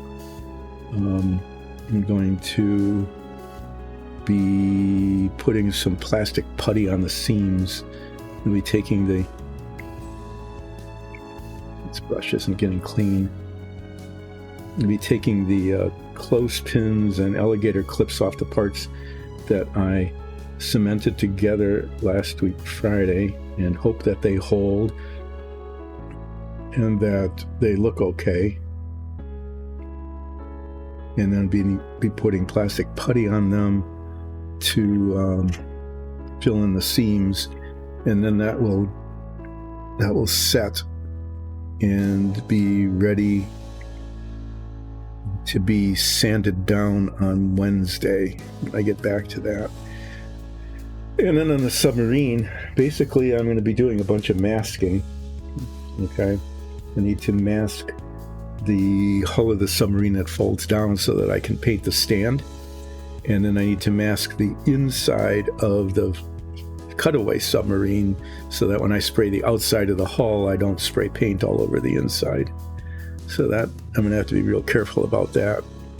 I was thinking about doing that over the weekend or whatever, but it's like I have to fill the time on this stream with something that's quasi interesting at least. So putting masking tape on something, I mean, that can be pretty exciting. You'd think, no, that sounds really dull and boring, but think about who's doing it. I'll be doing it.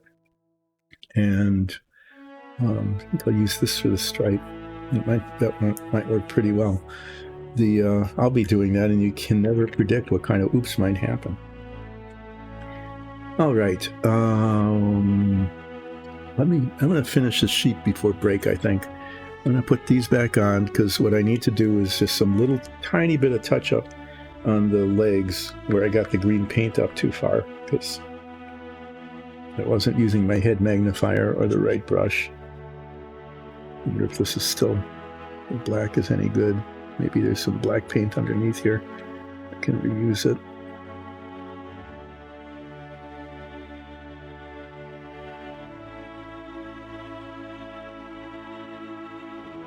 For this front one, get way up and around.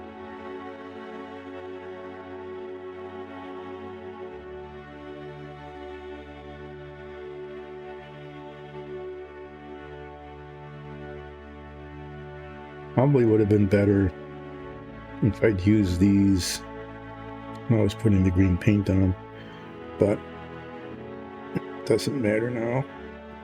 Just fix it this way. Okay, so the green still comes up on the little feet a little bit higher than maybe I'd like, but no one's going to be able to see that when it's still. If you can't see it, it doesn't exist, right? If you can't see the flaw, then it's not there. It's not true, but I'm going to declare that to be the case in this case. All right. If I can turn these off, put them away. Continue my pledge of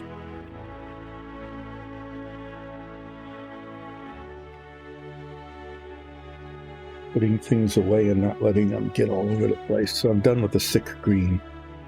So I can put that away there.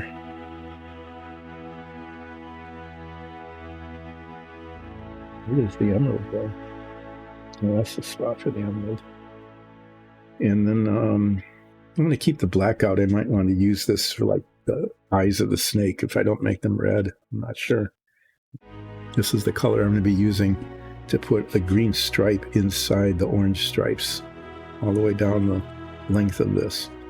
I need a green wash. Where did I put the washes? Are they all over here? Those are the metallics. Oh, there that is. Right there where I left it. Okay. So this, I mean, that's a nice color, okay? But it's really just kind of flat looking. It's not very interesting. So I'm going to take like this. Use this brush, and what I'm going to put is this green wash, which is. Hi, Ola. Thanks for joining in. Yeah, well, that's okay because I'll be taking a break soon, but I can recap. I have painted a sheep. We got some minifigs printed. This took hardly any time at all, but now I've got a blackface sheep that I'm finishing up, and I'm going to try to get Lexi to print a whole flock of these because I think it'd be kind of fun to paint, and I think it would be really kind of fun for our folks on the Dungeons and Dragons show to run into a flock of sheep. And then I've got this giant snake, which I am painting bright colors, just because. Why not? Yellow base, orange, and I'm going to paint an emerald green stripe inside the orange stripes. Oh, I don't know. Maybe I'll paint the emerald green on the outside of the orange stripes.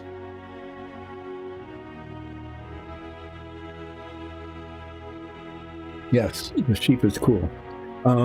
So that D&D player table you made is just amazing. I mean, just really impressed about the table itself, and not only that, but the design of it, the way you put it together, it's just really pretty cool. It's just really, really cool. And I'm also really, really impressed with how you were able to make a single 25 or 30 minute video out of the process. So, are you going to be DMing when you put that, when you use it, or do you have a friend or someone who does the DMing for you and you're one of the players?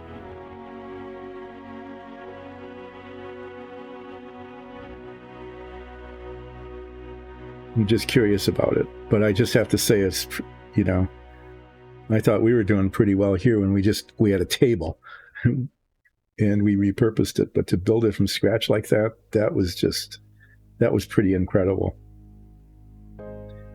And it showed off your video and editing skills as well. Anyway, yeah, I mean, it should be a lot of fun using it.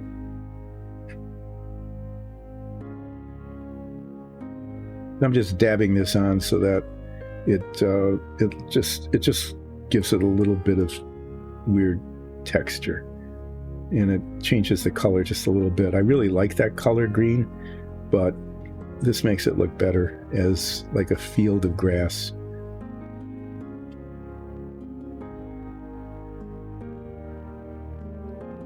Okay. So okay, so you've got a new table, but you also have to just start from scratch in terms of your campaign.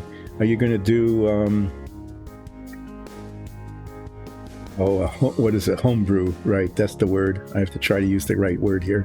Are you going to do like a homebrew campaign, or are you're going to continue your old campaign, or is it one that's pre-made? I'm just kind of curious because our show is a complete homebrew. Our DM Alexis made up the entire world, and we created our characters, but everything that's in it. Yeah, 1-2 sessions per year? No, we can't do that. We do ours like every week. That's really neat. That's cool. So you're going to have to find players for it. What did you have? You had 5 stations or 4 for the players? I forget it, how that worked. I think there were 5 tablets there, but I can't recall if was one of those the DM's yours. 5 player stations plus the DM. Okay. Well, yeah, so you're hoping maybe to play like every other week or at least once a month?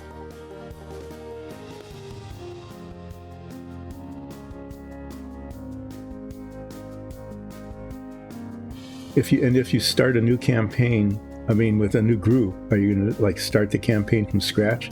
I know that, you and the other players had gotten into it a fair amount, but if you have players who hadn't played it before, that might be kind of interesting.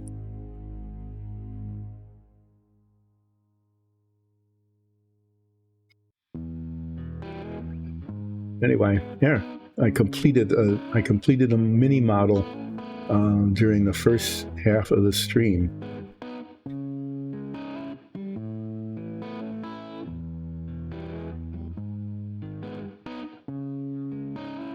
Well, I hope that works. It would be great if you had a group, and you really need a group that's reliable. If you play like the 3rd Saturday of every month or whatever your schedule would be, or maybe even twice a month. Yeah, the important thing is, as we discovered the hard way, is making sure that your players can show up. If you have a group of 5 and one is missing, you can sometimes make a story up about why they're not there that week. But for the most part, you really need them to be reliable. So good luck with that. I hope you do. And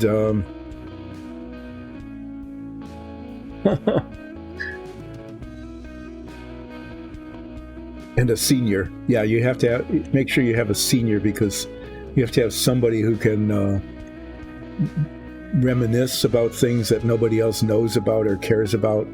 But also, for comic relief sometimes, when they forget where they are or what they're playing, or like me, right? It's important to have that. But having the age mix, that would be really cool. And, a gender mix as well. Sometimes it's hard to get a gender mix, but maybe it's easier there than it is here. So would you be starting the campaign from scratch again? I mean, from your perspective, starting at the beginning?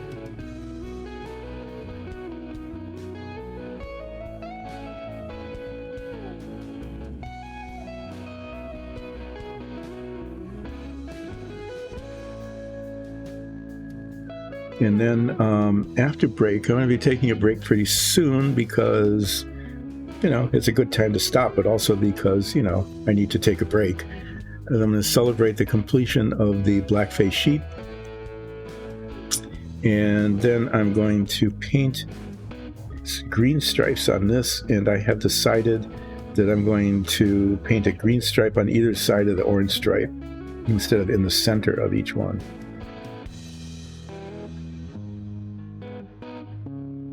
All right. That sounds really, really cool.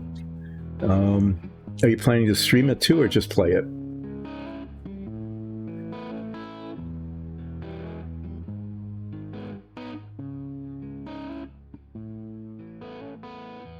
Yeah, that's good. Then you don't have to worry about, like we did, setting up a whole studio with microphones and various cameras, and now you can just focus on playing the game.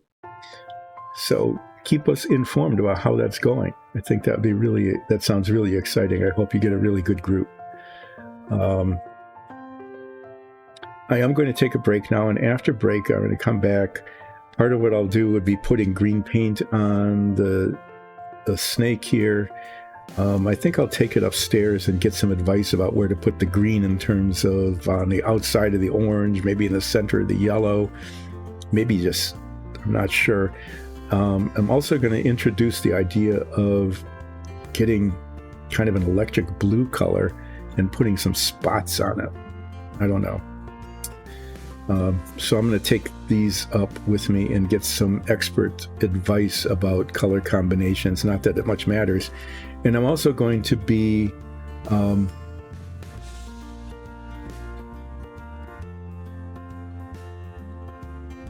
okay. So you'd make, each player would have minis, kind of like ours in our show, right? Where we play our minis.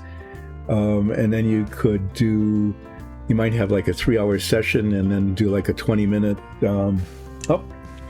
good timing. I have to go too. So have a good dinner, and I'll be back painting the snake and also working on the Apollo after the break. So I'll see you in about a half an hour. Thanks, everybody.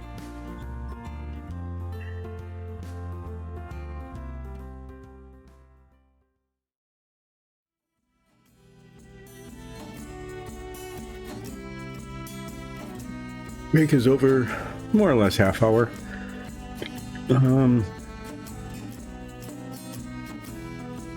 My artistic consultants weren't available, so I'm just gonna, do whatever I feel like doing. I think after looking at this, I'm going to paint the green stripes on either side of the orange. That's what I decided I'm going to do. I'm going to try this brush and see how it works. I don't want them to be real skinny. Hi, Who. Yeah, I can do a post-break flip. Do that now before I start painting. Here's the sheep that I painted earlier. So if nothing else, I have accomplished a sheep.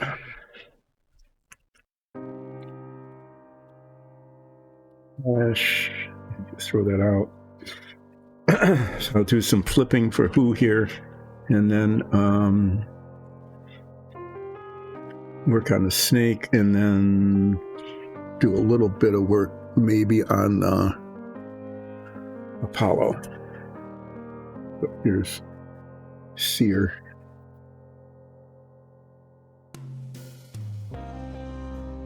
Oh, okay.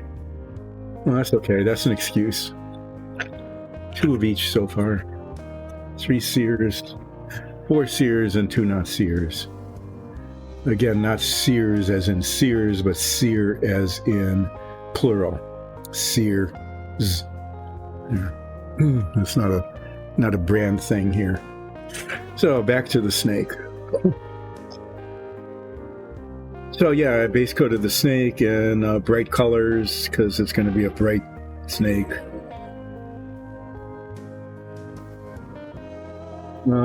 If it lands on the same side 3 times in a row, not 3 out of 6, that's really likely, but it has to be 3 sequential ones. Then you get a prize. And the prize is that I'll flip it a 4th time.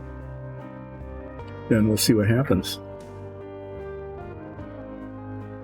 So I'm going to be painting emerald green stripes on this snake, bracketing the orange stripes. Or you could actually say bracketing the yellow stripes. It's kind of ambiguous which way it's which, right? In between the orange and the yellow will be emerald green. And after I do that, and we'll see how it looks, we'll do a little bit of work on the Apollo. And then see what the time is like, whether to try to do anything else or not. So as I'm blurbling on about about ballistic missiles, missile technology in the 1950s and 60s as I remember it. That was the discussion du jour. So again, those of you who had been listening to that, what you were listening to was my recollection and not necessarily historical fact. I might be remembering some things wrong. You never can tell. I can't tell because if that's how I remember it, that's how I remember it, right?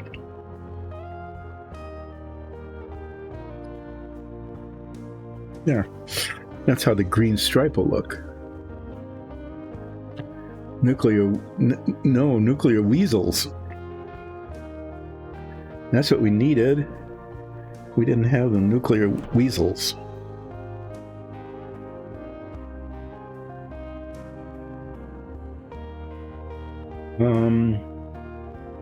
Yeah, so I kind of got into it. I was talking about the rockets that were used for launching the Mercury and Gemini capsules and how those were actually repurposed ICBMs, and that by the time they were used to launch things into orbit, their use as ICBMs had actually kind of ended because they were replaced by solid fuel rockets.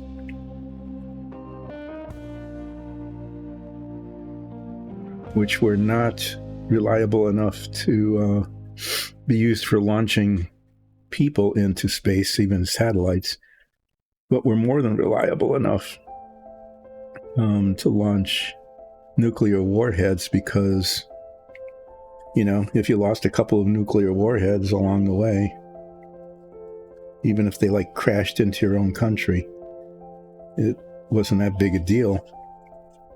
Because, there were just hundreds of nuclear warheads going off all over the place. So a couple of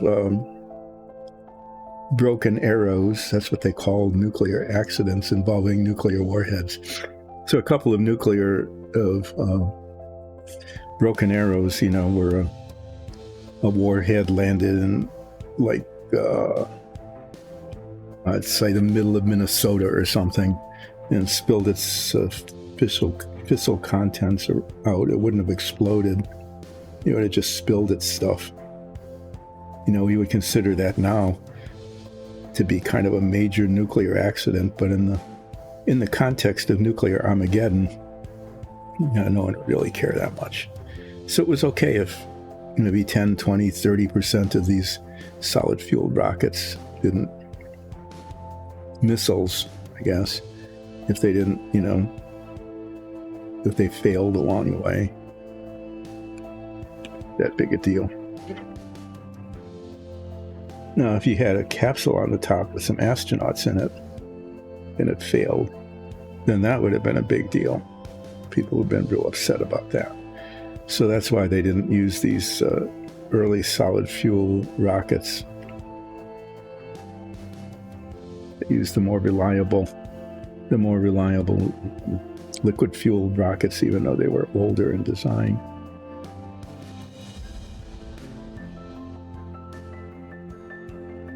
So the Atlas, the Atlas was good enough for the Mercury capsule. It wasn't powerful enough to do the Gemini. So they used the Titan. And then after that, it was, well, if we're going to go to the moon, we need an even more powerful rocket. But there weren't any ice, at that point, the ICBMs were as powerful as anyone cared for them to be. They could carry a multiply targeted re-entry vehicle to their target. So there weren't any additional military rockets to supplant the Titans when it went on to the moon missions, the Apollo program. So this was the first successful, not the very first, but the first successful foray into building a launch vehicle for purely civilian purposes. The first one was the Vanguard. That was built to launch satellites into orbit. And it never did. It was maybe later, as I said, I don't recall whether the Vanguard program was totally discontinued after the Jupiter-C success in launching Explorer 1 into space.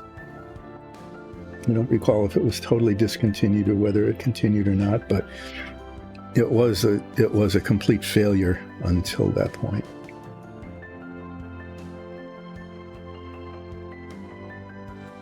But not having any military rockets that could be repurposed to launch the components of the Apollo program, it was purely successful civilian launch vehicle created. Why is there a spot there that has no yellow paint on it?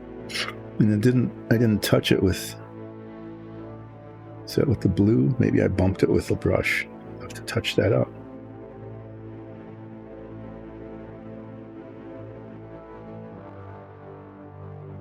This has a little bit of a look of a coral snake. I guess that's sort of semi-intentional. I like the way those look. Those are the poisonous variety. There's another one that looks almost like it, but the stripes are in a different order.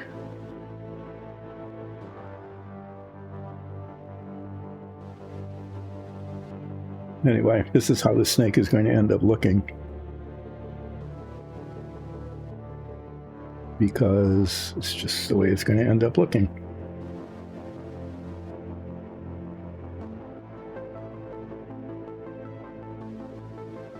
But it's how it's getting painted. So there.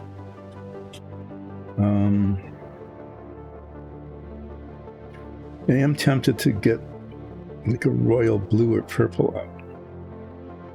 Just do some spots on it. Like on the yellow. There's another flaw in the yellow. So, yeah, these stripes aren't perfect. They're a little wavy. But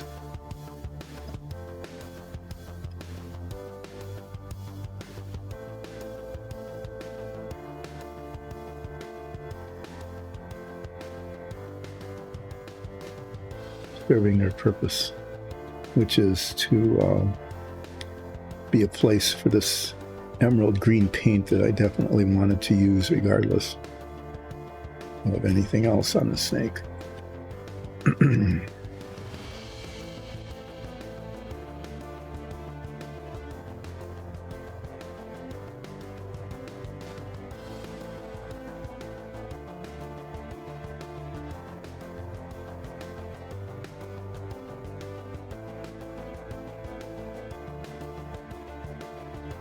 My hand isn't really steady today. What's up with that?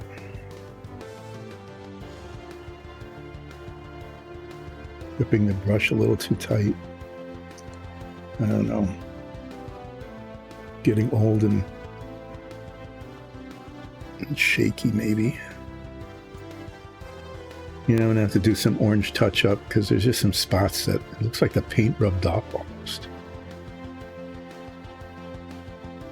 Understand that, really, but so I'll probably do a little touching up on that. I don't know if I'm gonna wash this thing or not. No, I think a snake with clear, bright colors is the way to go.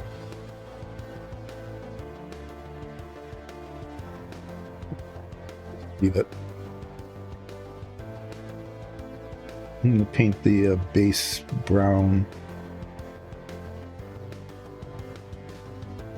I was thinking maybe green, like the base for the sheep, maybe. But I don't think a brown base would, the colors would show up better against it.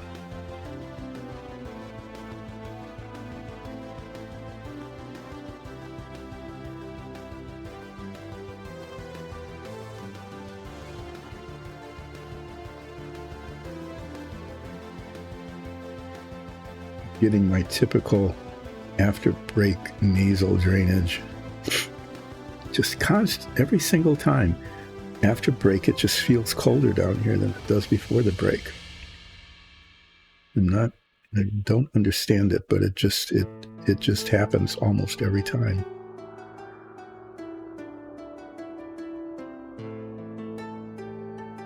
Sometimes I remember to put on like a little vest. I have sort of a down vest that I can wear when I get chilled.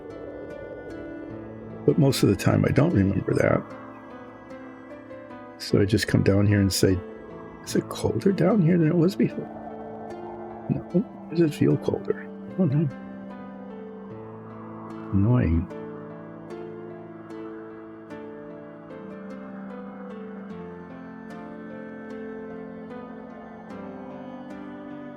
Okay, well, that's one way to not have to worry about touching up.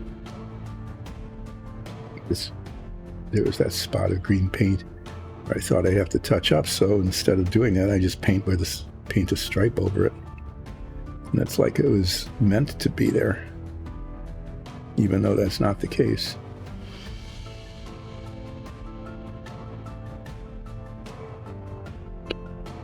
Now, so the downside of it feeling colder is that my nose is dripping. I had to make a pleasant snuffing sound.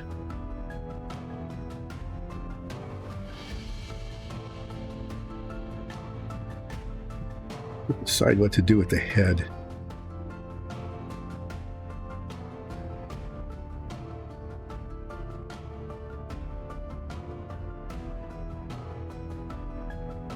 The stripe is getting that one went awry.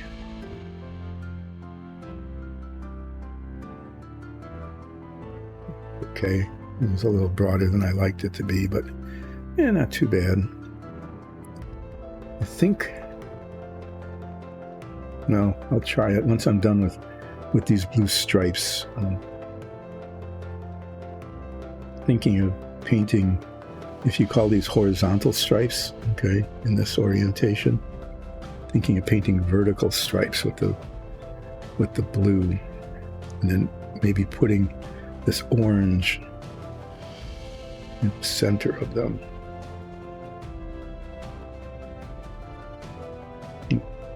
Play around with that a little bit. Get to it.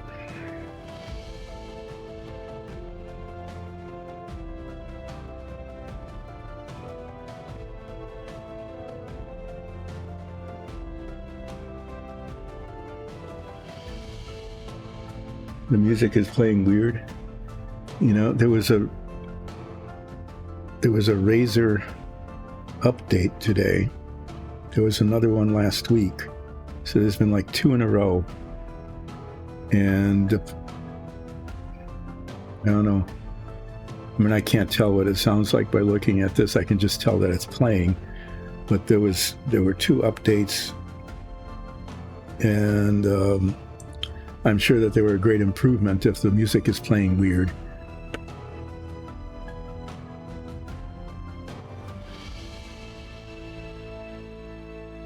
But that's what happened. There was an update last, Friday, and one again today.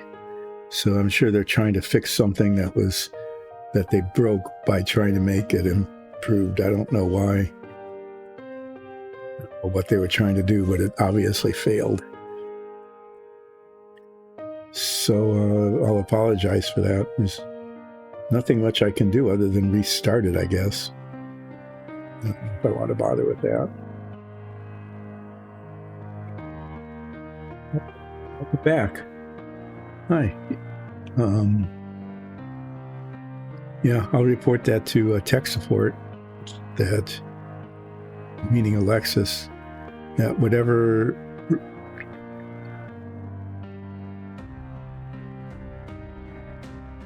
Razer Music did with their update was not an improvement.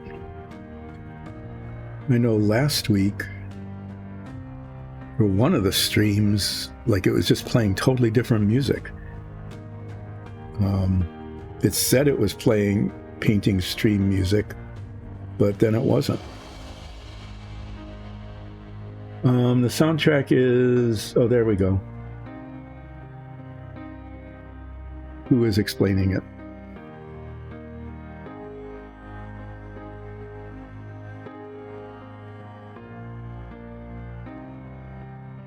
The Nakarada stuff is really good. Yes. Who is one of the players? Who? Tell them who you are.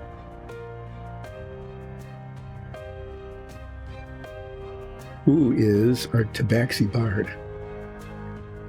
Well, formerly Tabaxi Bard. Well, I guess still Tabaxi, but not Tabaxi.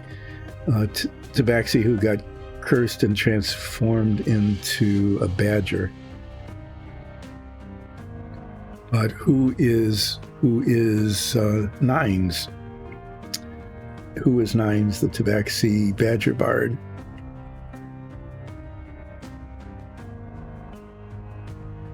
Who is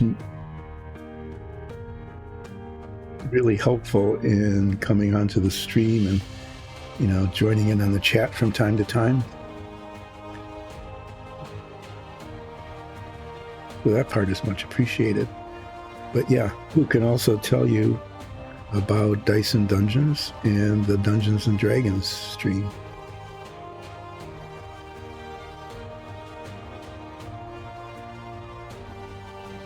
So I don't know if the transformation was intentional or not, but sometimes it's hard to tell with our DM Alexis what's planned and what just happens because of circumstances. But one of the minifigs I painted was a saxophone playing badger, and somehow it was, I think, mutually agreed, I'm not sure how mutual it was, that the Tabaxi playing badger needed to show up on our D&D stream, and so who agreed to be cursed by the voice, hit their nemesis, and turned into a badger. On the stream, whose voice still sounds like who. The voice didn't change. It's just the appearance is now badgery instead of catty.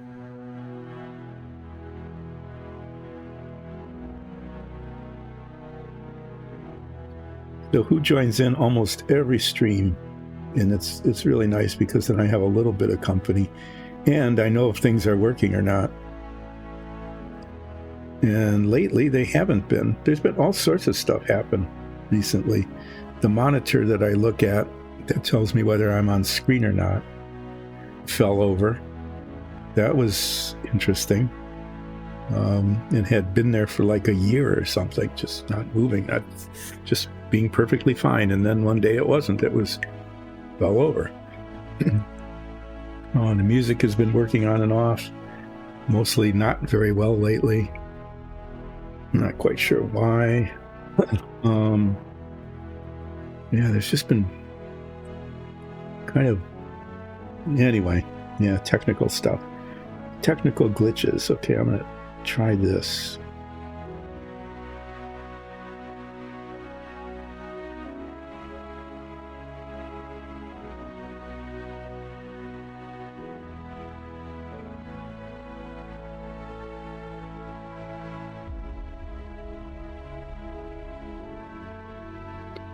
Okay, well, getting this on one side is one thing. Getting it on both sides, that's going to be an altogether different thing.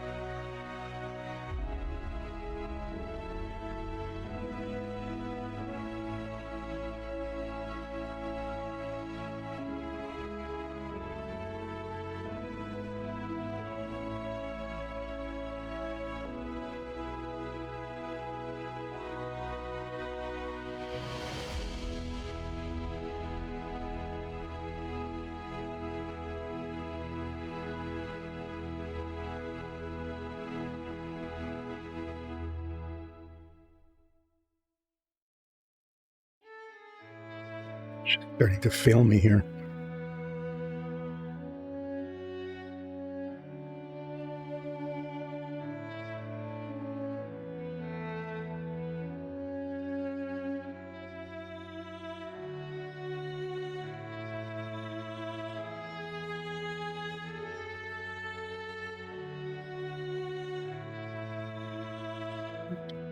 That's actually fairly symmetric.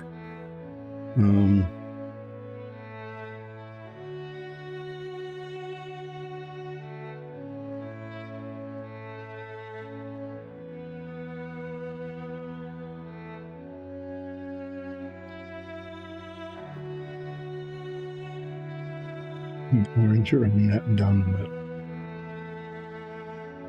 to do, and then put another blue stripe on the back. Maybe I'll do that here.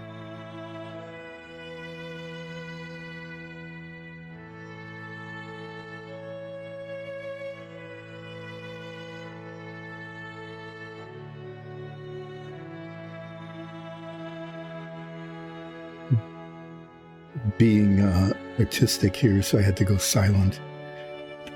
I can't do both at the same time.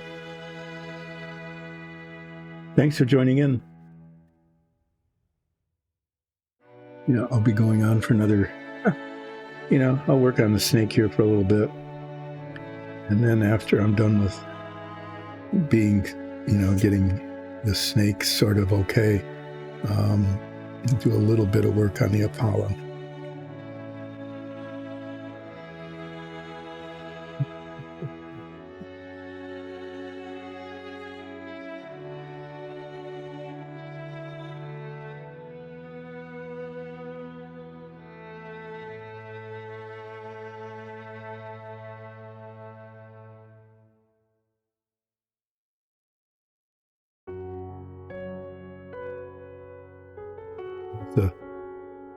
A finer brush on the orange. This one just seems to have it's the paint too. The paint is starting to get thick. Yeah, it's not, well, that'll do.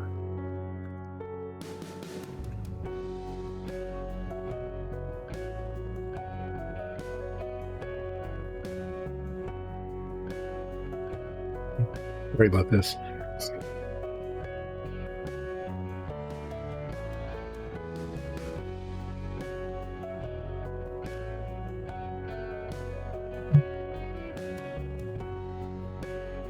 Do this. Get the orange out again.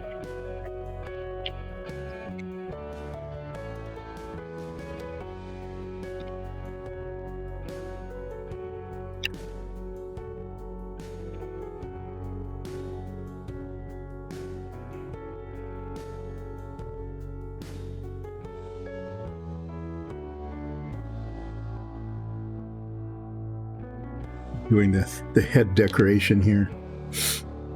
Trying to make it look, well, decorated. So I'm going to fill in the space here. Stripe. And then a little bit under here, but only about that far. So it's going to stay mostly yellow under the chin there.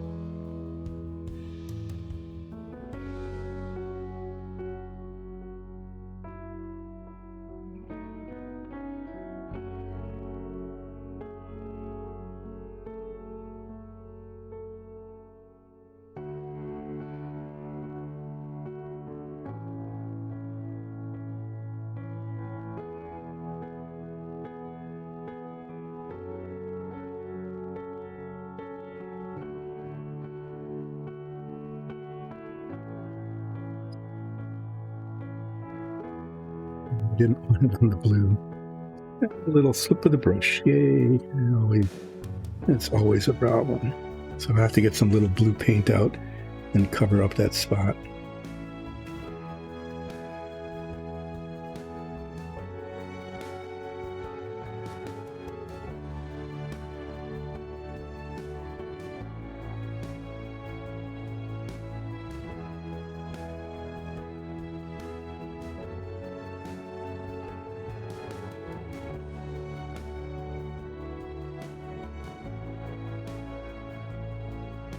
Yeah, almost accomplished what I was trying to accomplish. Came really close. Like that. Does that look okay? And I put some red eyes up there. Put some red eyes.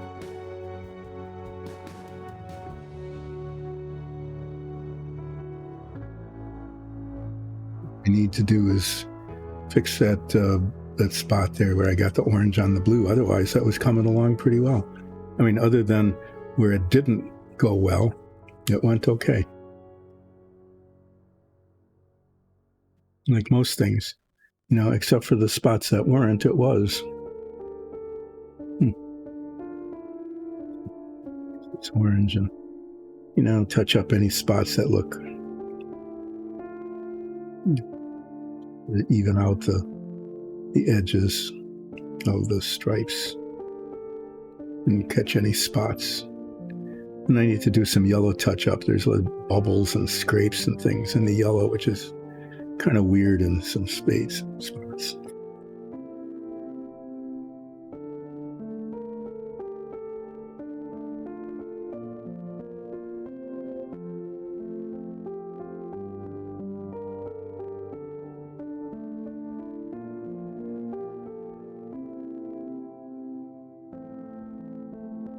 It looks, it's kind of like a coral snake kind of look to it.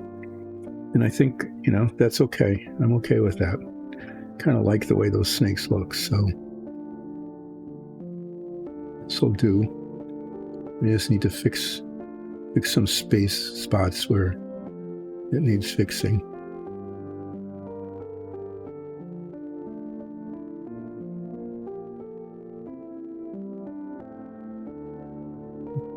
Do the yellow next because the yellow is mostly dry, and then do a little blue fixing. Actually, it's emerald green. It looks kind of bluish, but it's emerald green. I'll do some fixing with that too then. And get the yellow out.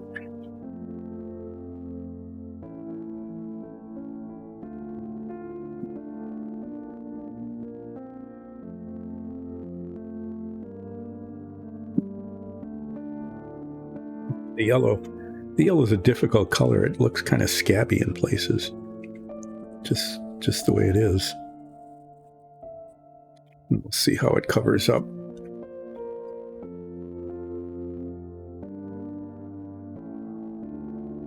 Yeah, I mean, there's like spots where it just sort of bubbled up and didn't cover at all.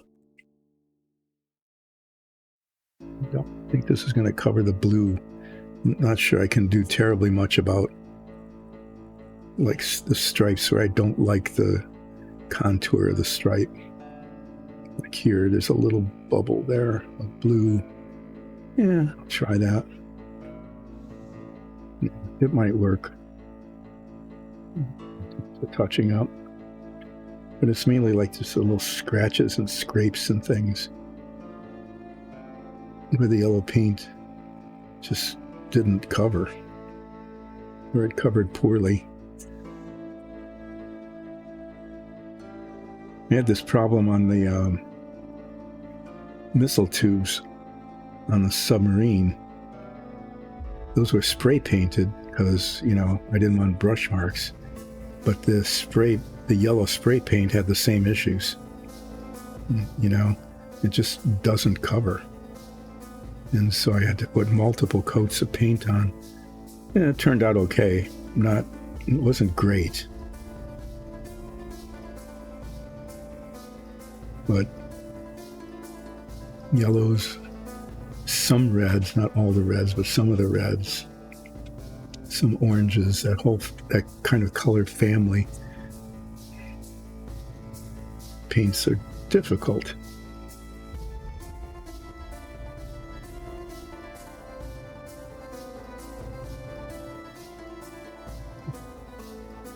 Find spots that are here. This is not good here.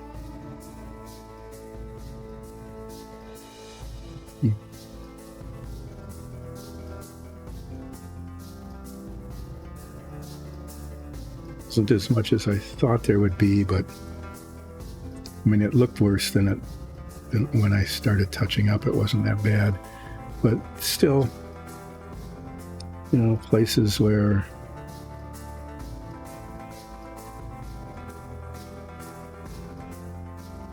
there'd be nice yellow coverage and there isn't.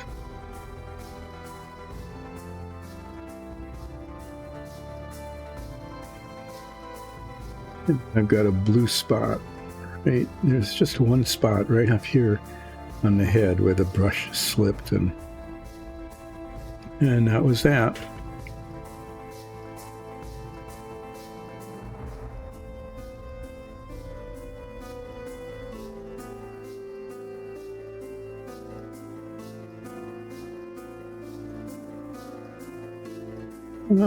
Yeah, that looks pretty snaky, doesn't it? Not too bad. Kind of nice bright colors. No, I mean, it's not amazing or anything, but it's, yeah, it's okay. I guess I'm not sure what I'd do differently. You know, I really don't know. Picked the colors that I wanted to paint and I did. So there, audience, take that. That is the snake.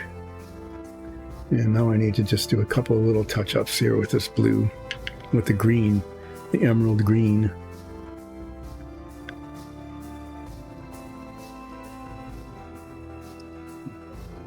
Just going to use the teeny brush. This gives me more control. Mainly it's right here, this spot right up at the top where things were going okay, and then they didn't.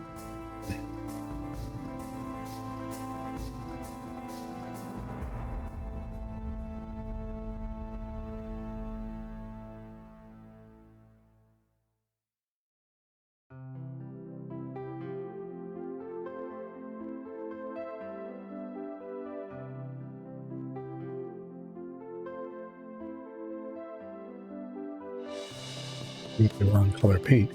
That would have been not good. That would have been a serious oops.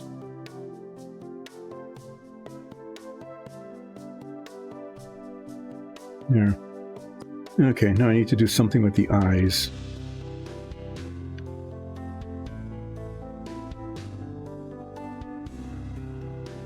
Let's paint them red. I'm going to do black. I think I'm going to do them black. I'm going to put my head magnifiers on and use the pointed felt tip pen. I'm going to do that for the eyes.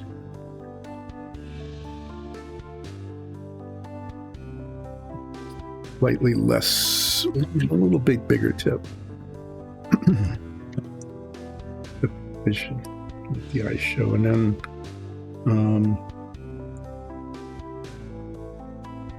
I guess maybe I'll do the background, the base.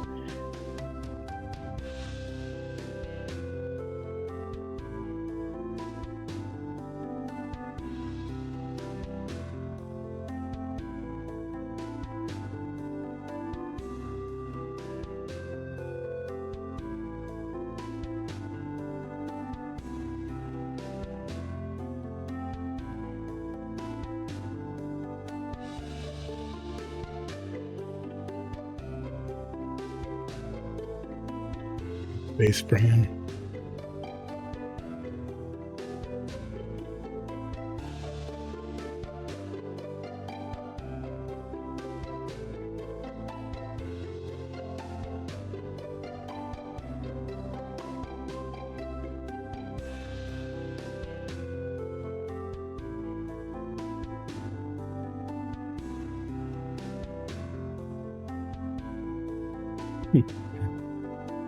This thing looks really scabby with these on. It always happens. Things get bigger like this, and they don't look very good.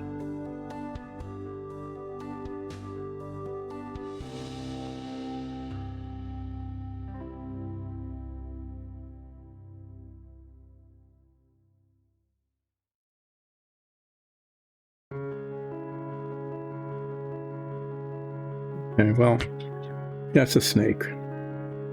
So there.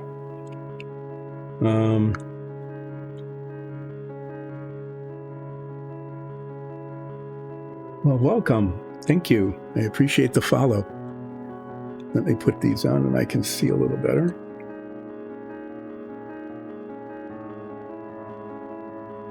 Thanks so much for joining in. You're going to be seeing the last 45 minutes of relaxing painting with Dice and Dungeons. But as I'm waiting for this to dry so that I can paint the base of it, and I'll just paint that brown, I'll put some of these paints away. I've got this really cool thing here that Alexis made for holding the paints. I never used that red. I can put that there. Where does the black go? There's the green. I'm going to keep these out in case I need to do touching up, but I won't need the black. I can put that away.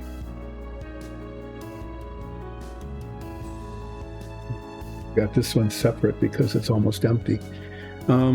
Yeah, so I'm just doing some minifigs today. I painted a sheep.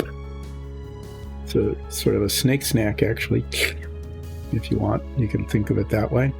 Or you could think of it as the first of a flock. And then on Wednesday, I'll be returning to working on the Apollo and the nuclear submarine that I've been working on. So actually, I need to do a little bit of the Apollo today. I'm going to do that now because even if it takes up the rest of the time and I don't finish the snake. And I'll explain why. Because I need to put some plastic filler in some seams on the parts that I glued together last Friday. And let me go get to the parts. I shall return.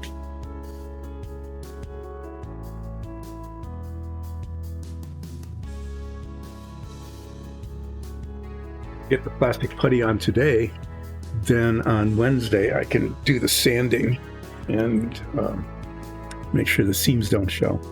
So what I've got this piece here that isn't part of it, is I've got this these parts of the escape hatch, the escape rocket, which goes on the top, the escape tower, sorry. Let's get it right. The escape tower that were cemented together, and they've got a seam. Yeah, that's going to have to be filed. I thought I had those parts lined up, but obviously I didn't.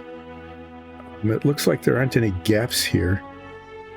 So this is mainly just going to be filing and sanding to get rid of the seam so it doesn't show, so that's okay. This looks like it's got some gaps, a few gaps in some places, especially down here at the base. So I'm going to fill those in with some plastic putty, and I don't know when I'm going to find out with these rocket motors. These were a real pain in the butt to cement together. It should go somewhere else. But yeah, there's obvious seams here, a discontinuity, a little gap, some major gaps here. Yeah, this didn't line up very well. But that's what this filing and sanding is all about, is to make those look like solid pieces without seams. Because I'd like to paint this a dark metallic color, and there can't be any seams showing. Can't show your seams at all with those metallics because they really pop out. So I'm going to get the plastic putty out and just apply bits of it to where it needs to go. These are the parts of the support structure, and all of this needs to be cemented together. I don't know how I'm going to do that yet. I practiced a little bit before. There's a really nice big gap here, a discontinuity and a gap. That's going to have to all be filed out. The Apollo is a little challenging in many ways. One of the many ways, besides the parts not really fitting very well, is that it's white on white on white. Okay? No, it really is. It's white plastic putty, white plastic, primed with white primer, and painted with white paint. And so, yeah, it's just harder to see things when it's all white on white on white.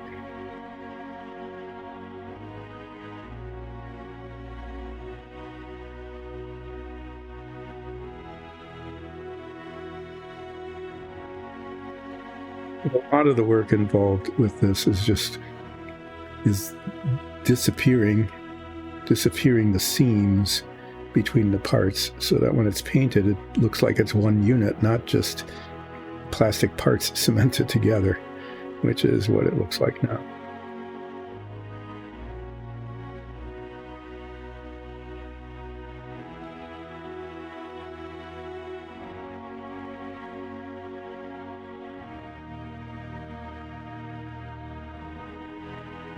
They line up here, but they don't line up down here.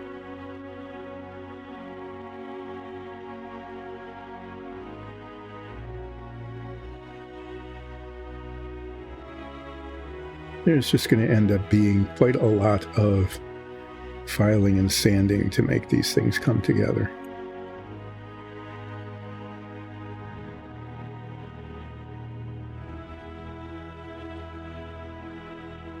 Even if there isn't a gap, I'm putting the plastic putty in here, just in case there is a gap. It'll be filled in and I won't have to come back to it.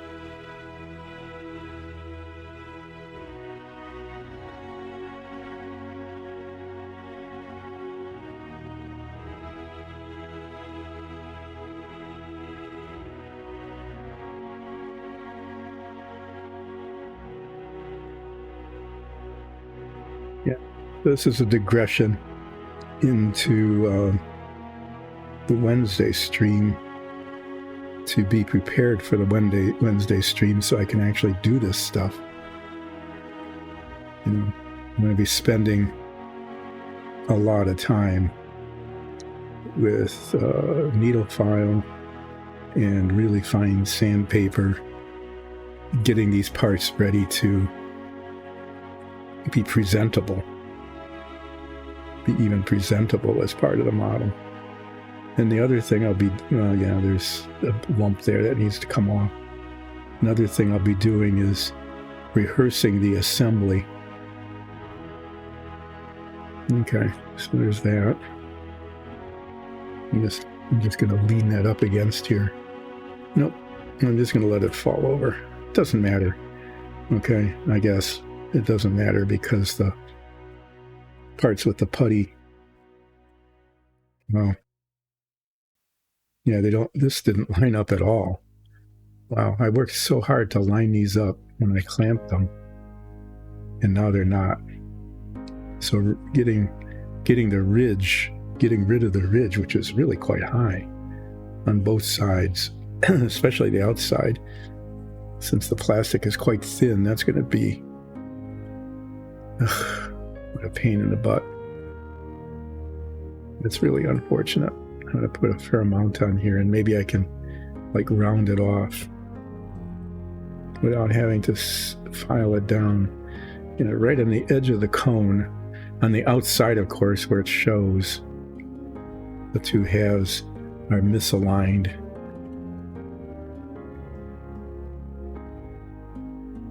This stuff sets up nicely. I should be able to fix that, but that could end up taking forever trying to fix.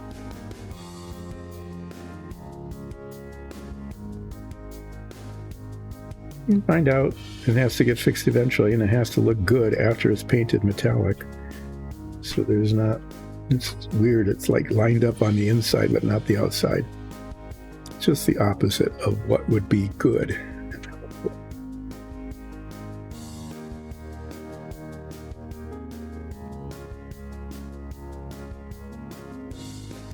I don't know how much time it's going to take or how many iterations it's going to take before this is presentable.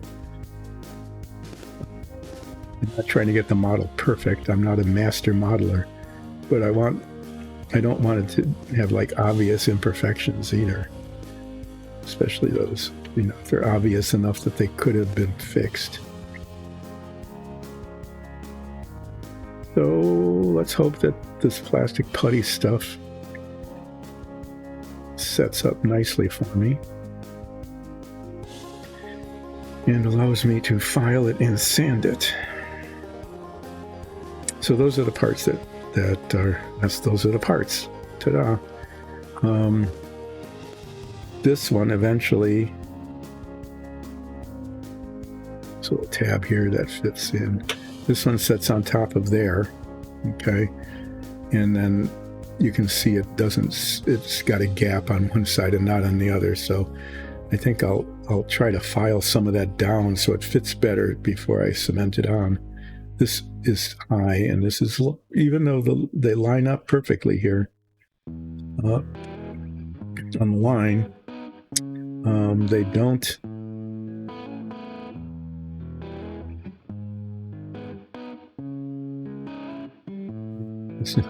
It just doesn't work. Okay. And I suppose I could fill that gap in and sand it down rather than try to file this part. I don't know. I'll end up doing both. Maybe, I'm just going to fill the gap. I talked myself out of it because this side has those ridges on it. Okay, and there's going to be enough work filing this down so that it doesn't show the gap. But filing this across and keeping it even, not going to be good. There's a gap at the bottom that isn't being taken care of.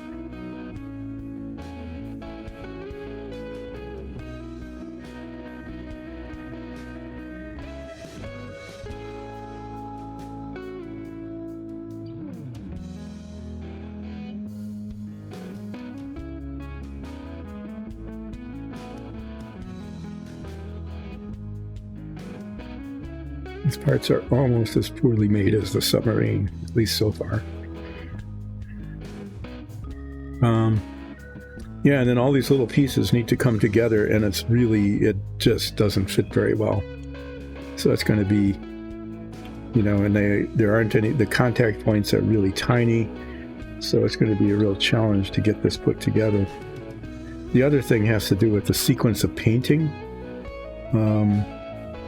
I decided that I actually need to paint these trellis parts, maybe the whole thing, before I assemble it, and then do touch-up painting after that, because more and more as I look at it, more and more it's obvious that once this is put together, spray painting is going to be really hard, because all of the parts will shadow each other, and when they shadow each other, then the paint isn't applied evenly. And as I'm looking at this, even without my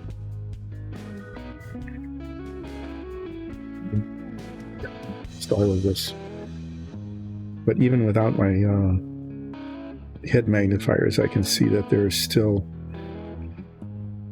mold marks on these pieces. Okay, so that the pipes, instead of being nice and smooth and round, have ridges on them.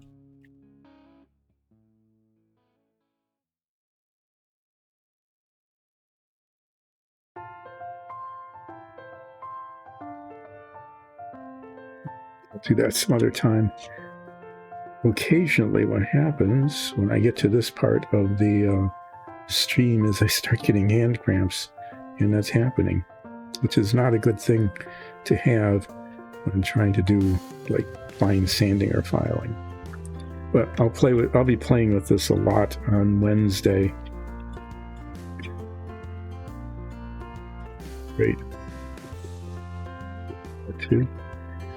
Be doing a lot of filing and sanding and grumping and complaining and moaning and otherwise being entertaining on Wednesday when I come back to the Apollo model and try to get those parts to all fit together and look good. But I wanted to get that on first. Snake back in here. And let's see, I got about a half hour, so I'm going to use the time to stop complaining about the Apollo model. Well, kind of. Part of it is getting the paint right on it. It just says painted white, but the box top has this really pretty, slightly pearlescent, slightly beige white color. So not knowing what color really to paint it, I splurged. I bought, show you this. So what I have here, when I talked about white on white on white, there we go, there's sort of a focus, is I got myself some white primer, and I got 4 shades of white, all the way from what's called, insignia white. Here, this too, I should talk about that. And I don't know why I'm reading you the labels. Pearl white, pure white, and this is slightly yellowish, racing white. And so I'm going to test these 4 colors for color and gloss. And then I've got this deck tan color for the inside of the insides of the panels. And then I bought this expensive masking tape that I'm going to be using to mask the submarine base and hull. I'm probably be doing some masking on Wednesday. And I bought this expensive stuff so hopefully it doesn't pull the paint off that's already on there. We'll find out. It's supposed to be for that sort of thing. Anyway, I've got these white colors that I need to test. And I might test them between now and Wednesday and then show them off. And, even though the color on your monitor probably isn't the same as the color I'm seeing, at least we'll see how those go. And then I'll be using this and Yeah. There's a box full of stuff. And I didn't like the cement I was using. I had an applicator like this, a needlepoint applicator that I was using initially, but the nozzle had a blockage in it and I couldn't use it. So then I bought this liquid cement, which is what I've been using now. And that's okay, but sometimes a little hard to use. So I don't know, I'll try this. See if I can get it to come out and work. See if I just wasted another bunch of money on something I can't use. Anyway, we'll see. Enough of that. Let's paint the base brown. Colored brown. I just piled stuff up here in a way that made it hard to do anything. I got like 4 to 5 different browns.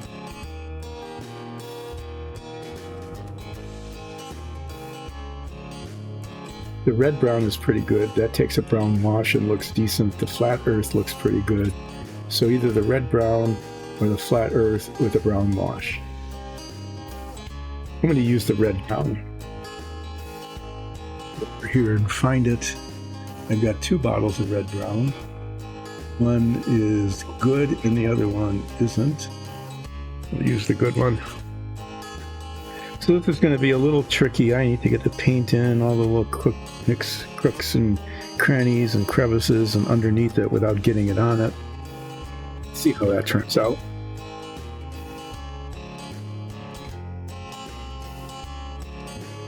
And once I get the outline done, I can use a larger brush maybe for the edge, for the outside. I'm going to stick this on here.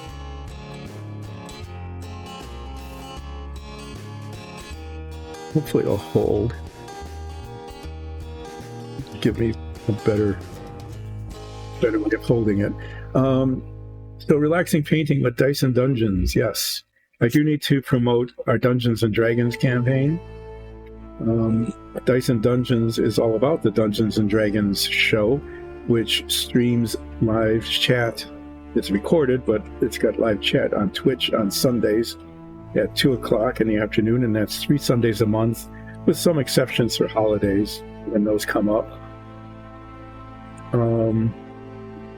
And it's an amazing show, and anybody who catches this stream should go onto YouTube and catch some of the older episodes to see if you like it. And if you like it, you can catch it on Twitch, and if you like it, you can also watch all of the other back episodes and catch up on character development and inside jokes and all those sorts of cool things that happen in a Dungeons and Dragons show. You can become a follower on Twitch, like we already did today. Thank you. Thanks for becoming a follower. You can, what is it on YouTube? A subscriber. Become a subscriber.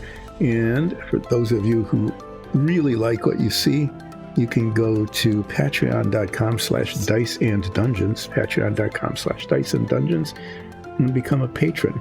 And the patrons of Dice and Dungeons get access to the Dungeon Mistress's session notes from prior episodes. So you get an insight into the DM's thinking, and also her experience in having her players very frequently not do what she expects, which by some point in time you would say, I expect you to not do what I expect. But she's a very nice dungeon mistress, and when we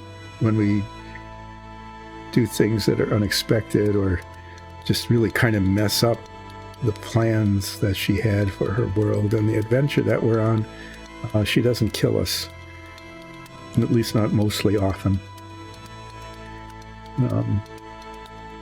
It could just be, your players are really screwing everything up, you're all dead. We're starting over. mistress, you shall do what I'd... No, that would miss the point of having a really cool Dungeons & Dragons show, which is to have players who are creative and interesting and fun. And we are definitely creative and interesting and fun. That's why it works on a podcast. Also, you can catch previous episodes as podcasts, and it actually works that way. So you don't have to watch it. You can listen to it during your commute, or put surreptitious invisible earplugs in and listen to our Dungeons and Dragons show while you're at some sort of corporate meeting. You're bored silly listening to someone drone on doing a PowerPoint presentation, because they're all the same. I'm going to do a 17-slide PowerPoint presentation, and the only words I'm going to use are reading what's on the slides. It's like, why did you make a slide with words printed on it if you don't trust your audience to be able to read? And the only thing you have to say is to read what's on the slide. We can read what's on the slide. And not only that, we can read what's on the slide and listen to a podcast of a Dice and Dungeons episode at the same time.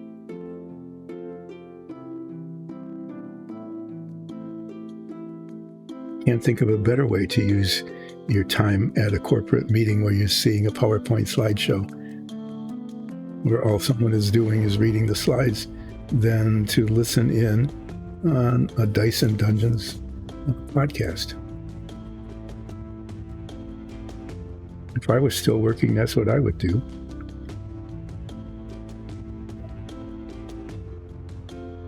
This is as close to a job as I have now. And it's almost like having a job. I have to whine about that a little bit. It's like more or less 10 in the morning. I have to get up,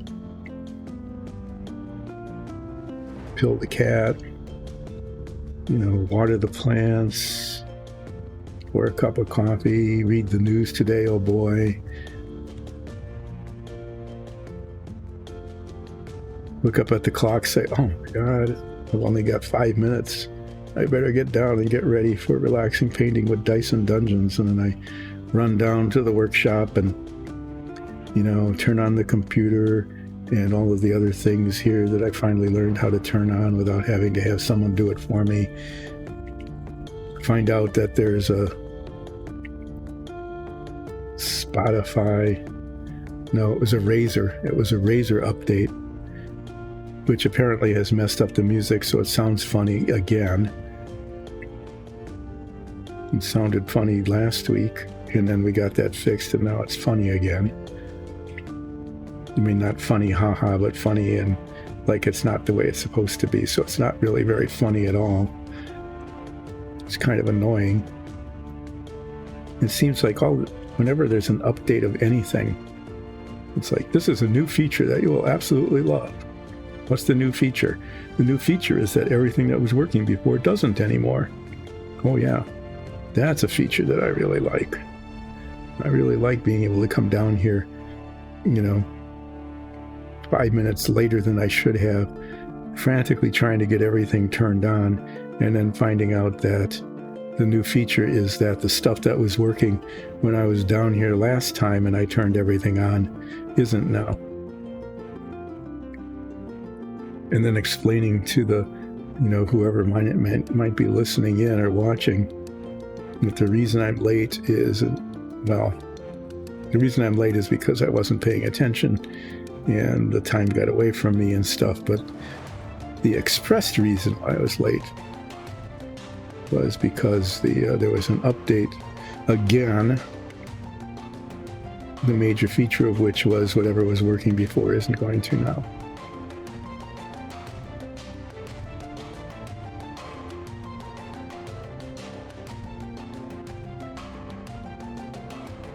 Always do tell the truth about why, if there was an update and if that was the reason. I don't make it up. I don't just make up updates that don't happen. I sometimes complain about them a little bit more than I need to, like the update today. Update, don't need another update, don't need another update. That means the music that finally got working after the last update sound funny somehow.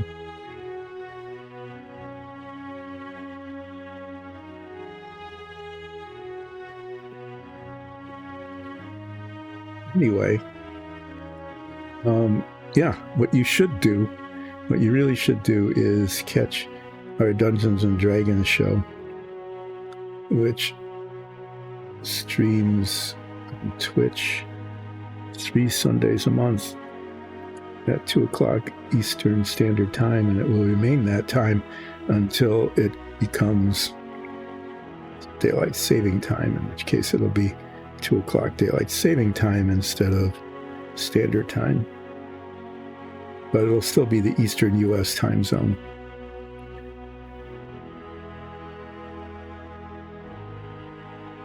If any of you is different than your time, because you're not in the Eastern time zone in the US.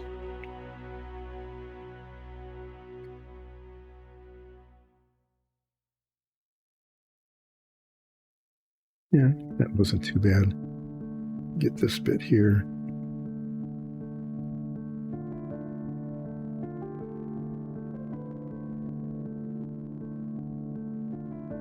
So I'm probably going to put a brown wash on this. The wash isn't going to show very much. The color won't show terribly much because this is a pretty dark brown.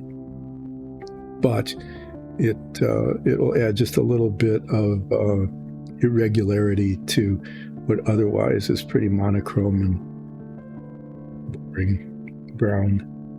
I mean, not that the base has to be colorful, because the snake is colorful. Some kind of colorful way.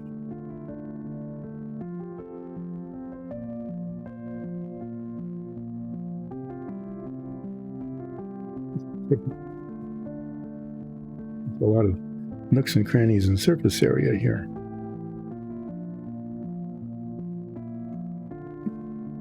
Be able to finish on time. I don't know if I'll be able to get the wash on. I might not get that far.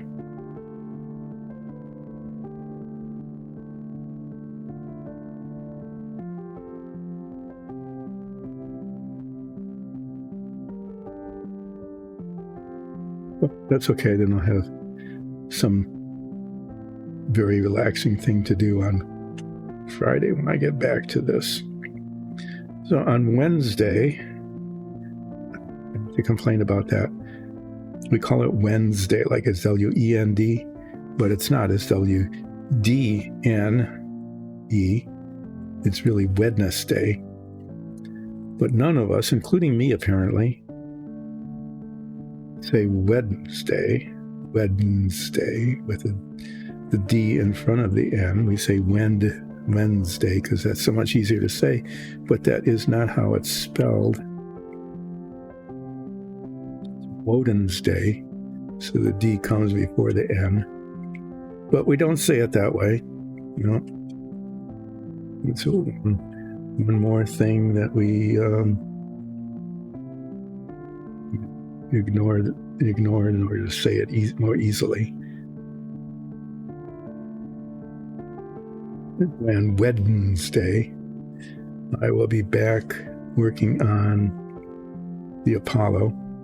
I'll be filing and sanding pieces to get rid of the seams so that they don't show when I paint it. And I'll probably be looking at maybe between now and then I'll paint the paint samples of the 4 different colors of white that I purchased. I might paint those so that I can make a decision about what color I will be painting the model. And because of the way it looks, I will need to paint it before assembling, at least parts of it, the trellis part. So I'll have to be painting that before I assemble it. I'll need to be selecting that color, sometime before I paint them. And that has to happen before assembly. So the whole sequence of events depends on selecting the color. How those things work, when there's a sequence that depends on, each step depends on a step prior to it, right? Yeah, that's what this case is. Anyway, on Wednesday, we'll be working on the Apollo, and I will be putting tape to mask the parts I don't want painted gray on the submarine.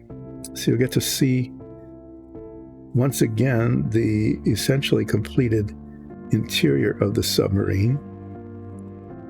And you'll see me working with some care to not break it while I prepare to paint the outside of the hull.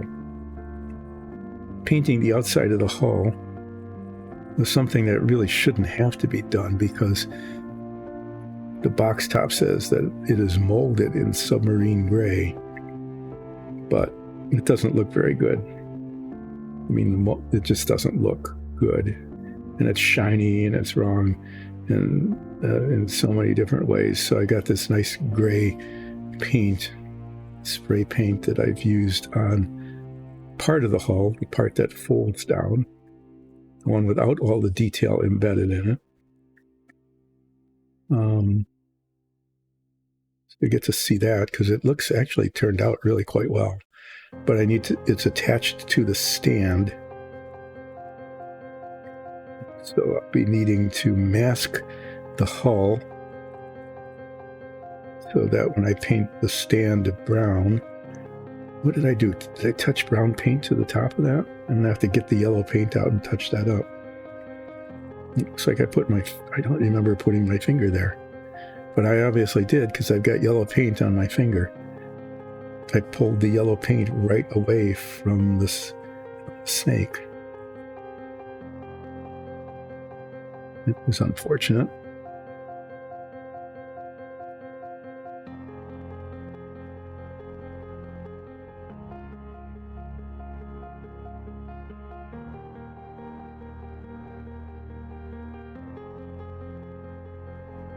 Breakfast. Break fast.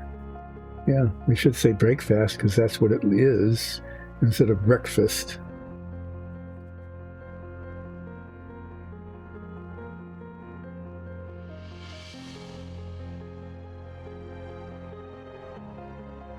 Thanks for joining in. I'm sorry, I was so busy painting brown paint on the base of this snake thing and sticking my finger on it and messing it up.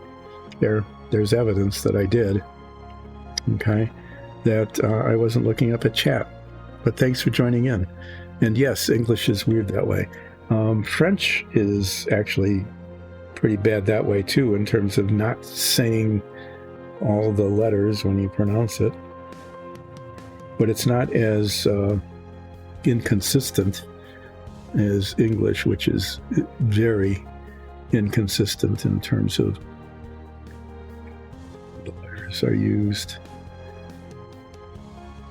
But anyway, yeah, every once in a while I like to go on a little bit of a rant about Wednesday, which is not Wednesday, but Wednesday.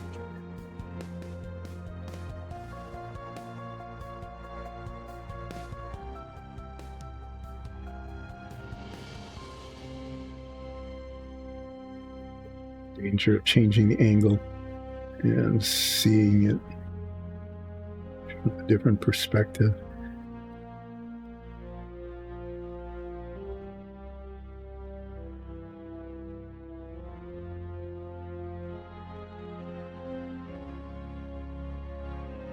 This weird part of painting when I have to be paying attention to what I'm doing.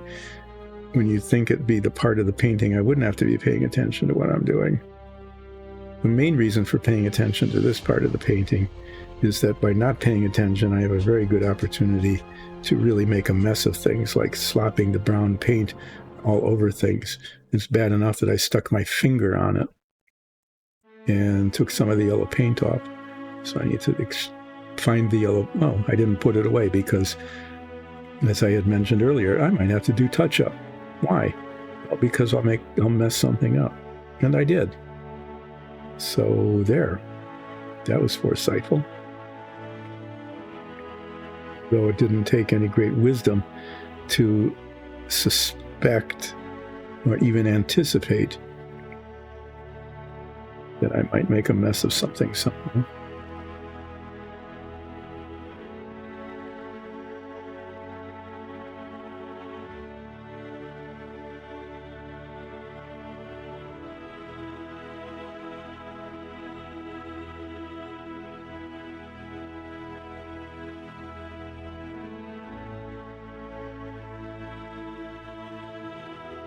Great.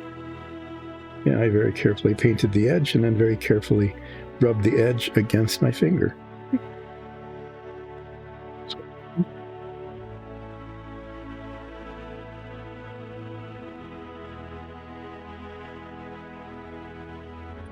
I did. Look at that. I kept talking about bumping it. So I've got yellow touch-up and orange touch-up because I bumped the paint with the brush. I didn't even remember doing that. Of course I wouldn't remember doing that. Then I would have noticed I would have done it, and I wouldn't have done it because, anyway.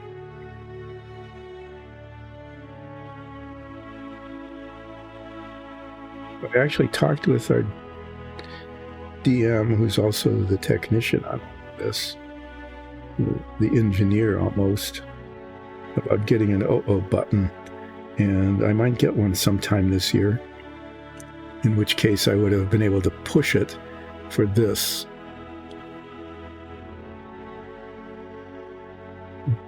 Paper ribbon snake, is that a thing?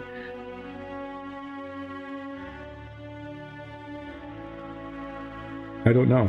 It's like, it's just the colors that turned out because of the colors. I like the yellow, so I wanted to do the yellow, and I really like the green, so I wanted to do the green, and then I picked the orange because it is. Really? I painted like something that looks like a real snake, kind of unintentionally. Oh, well, if it's an Australian snake, it's probably like, oh, this is one of the most deadly snakes in the world, because everything this is the most deadly thing in the world lives in Australia.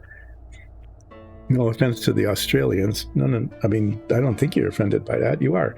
You're living amidst like the most deadliest things in the world all the time. You get deadly plants and spiders and crocodiles and water snakes and all sorts of things that can find different ways of killing you. Okay, well, I've got just a few minutes left. I'm going to get out this palette, a little brush, and fix the messes I made.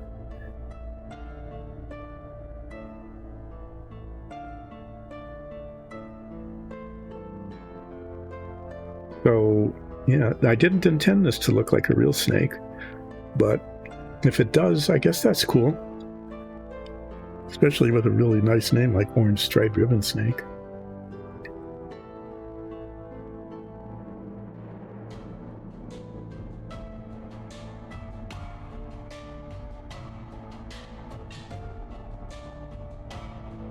Oh, it is really?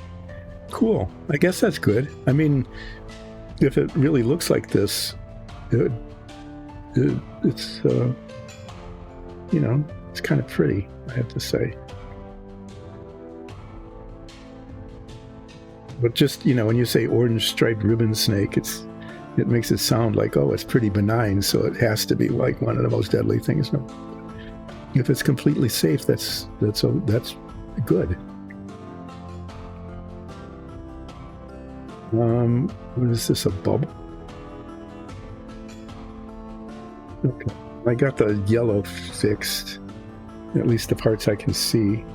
Now I've got to fix that little orange spot.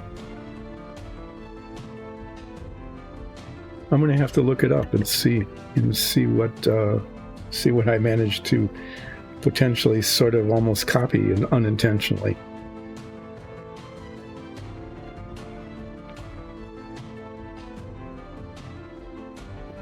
So this is going to be, No, it's not. I found another thing. A bigger thing. I should probably look around at the things that I made a mess of that I didn't notice.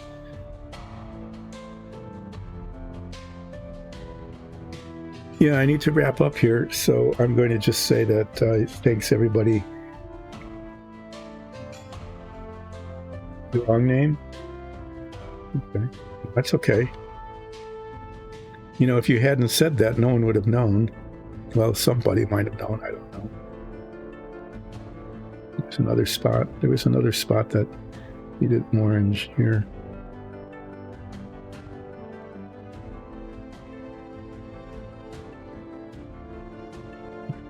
Myself constantly. Oh, geez, there's a spot in the green too. How could I do this? Made a mess everywhere. Oh, the coral snake. Yeah, it is a little bit like a coral snake. But a coral snake is not completely safe. Now there's two kinds. There's the coral snake, which is definitely not completely safe at all. And then there's another snake that looks a lot like the coral snake that is safe. But it keeps predators and stuff away because it looks like a coral snake. I can't remember the name of that.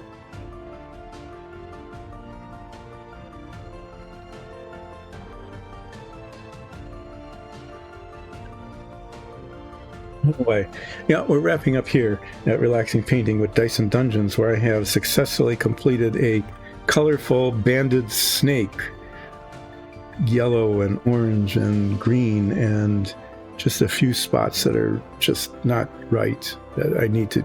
I'm just going to fix as I try to finish this. Finally, get around to ending it somehow.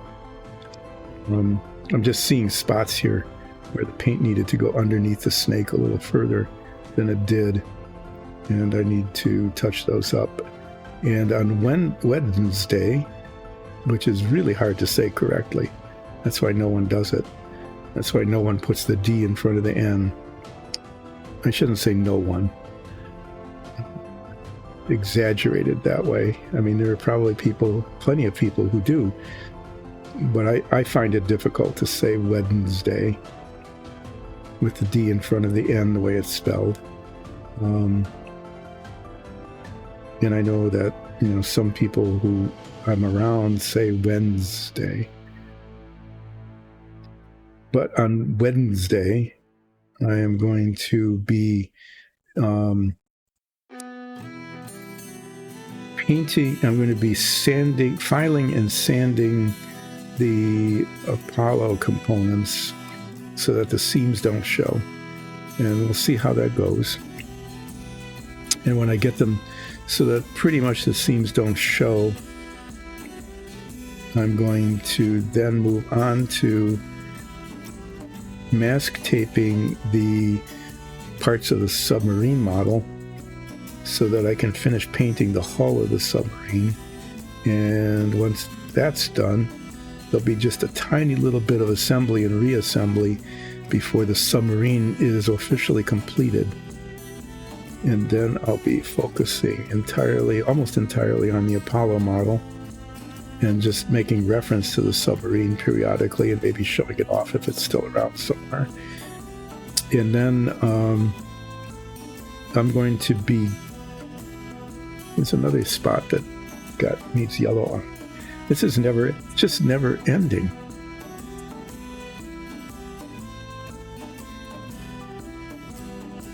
Just at some point I just need to say, no, I'm done. I'm not doing any more of this. Yeah. So I'll be gone again next week for about a week and a half because of family travel again.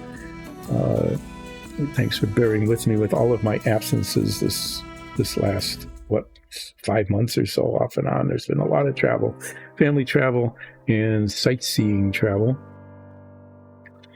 The next one is going to be family travel, so I'll be gone next week, but Wednesday I'll be back with working on the Apollo and also on the submarine, and Friday I'll be back touching up just putting some wash on the base of this so it doesn't look so monochrome, and then working on the octopus. And then I'll be gone, like I said.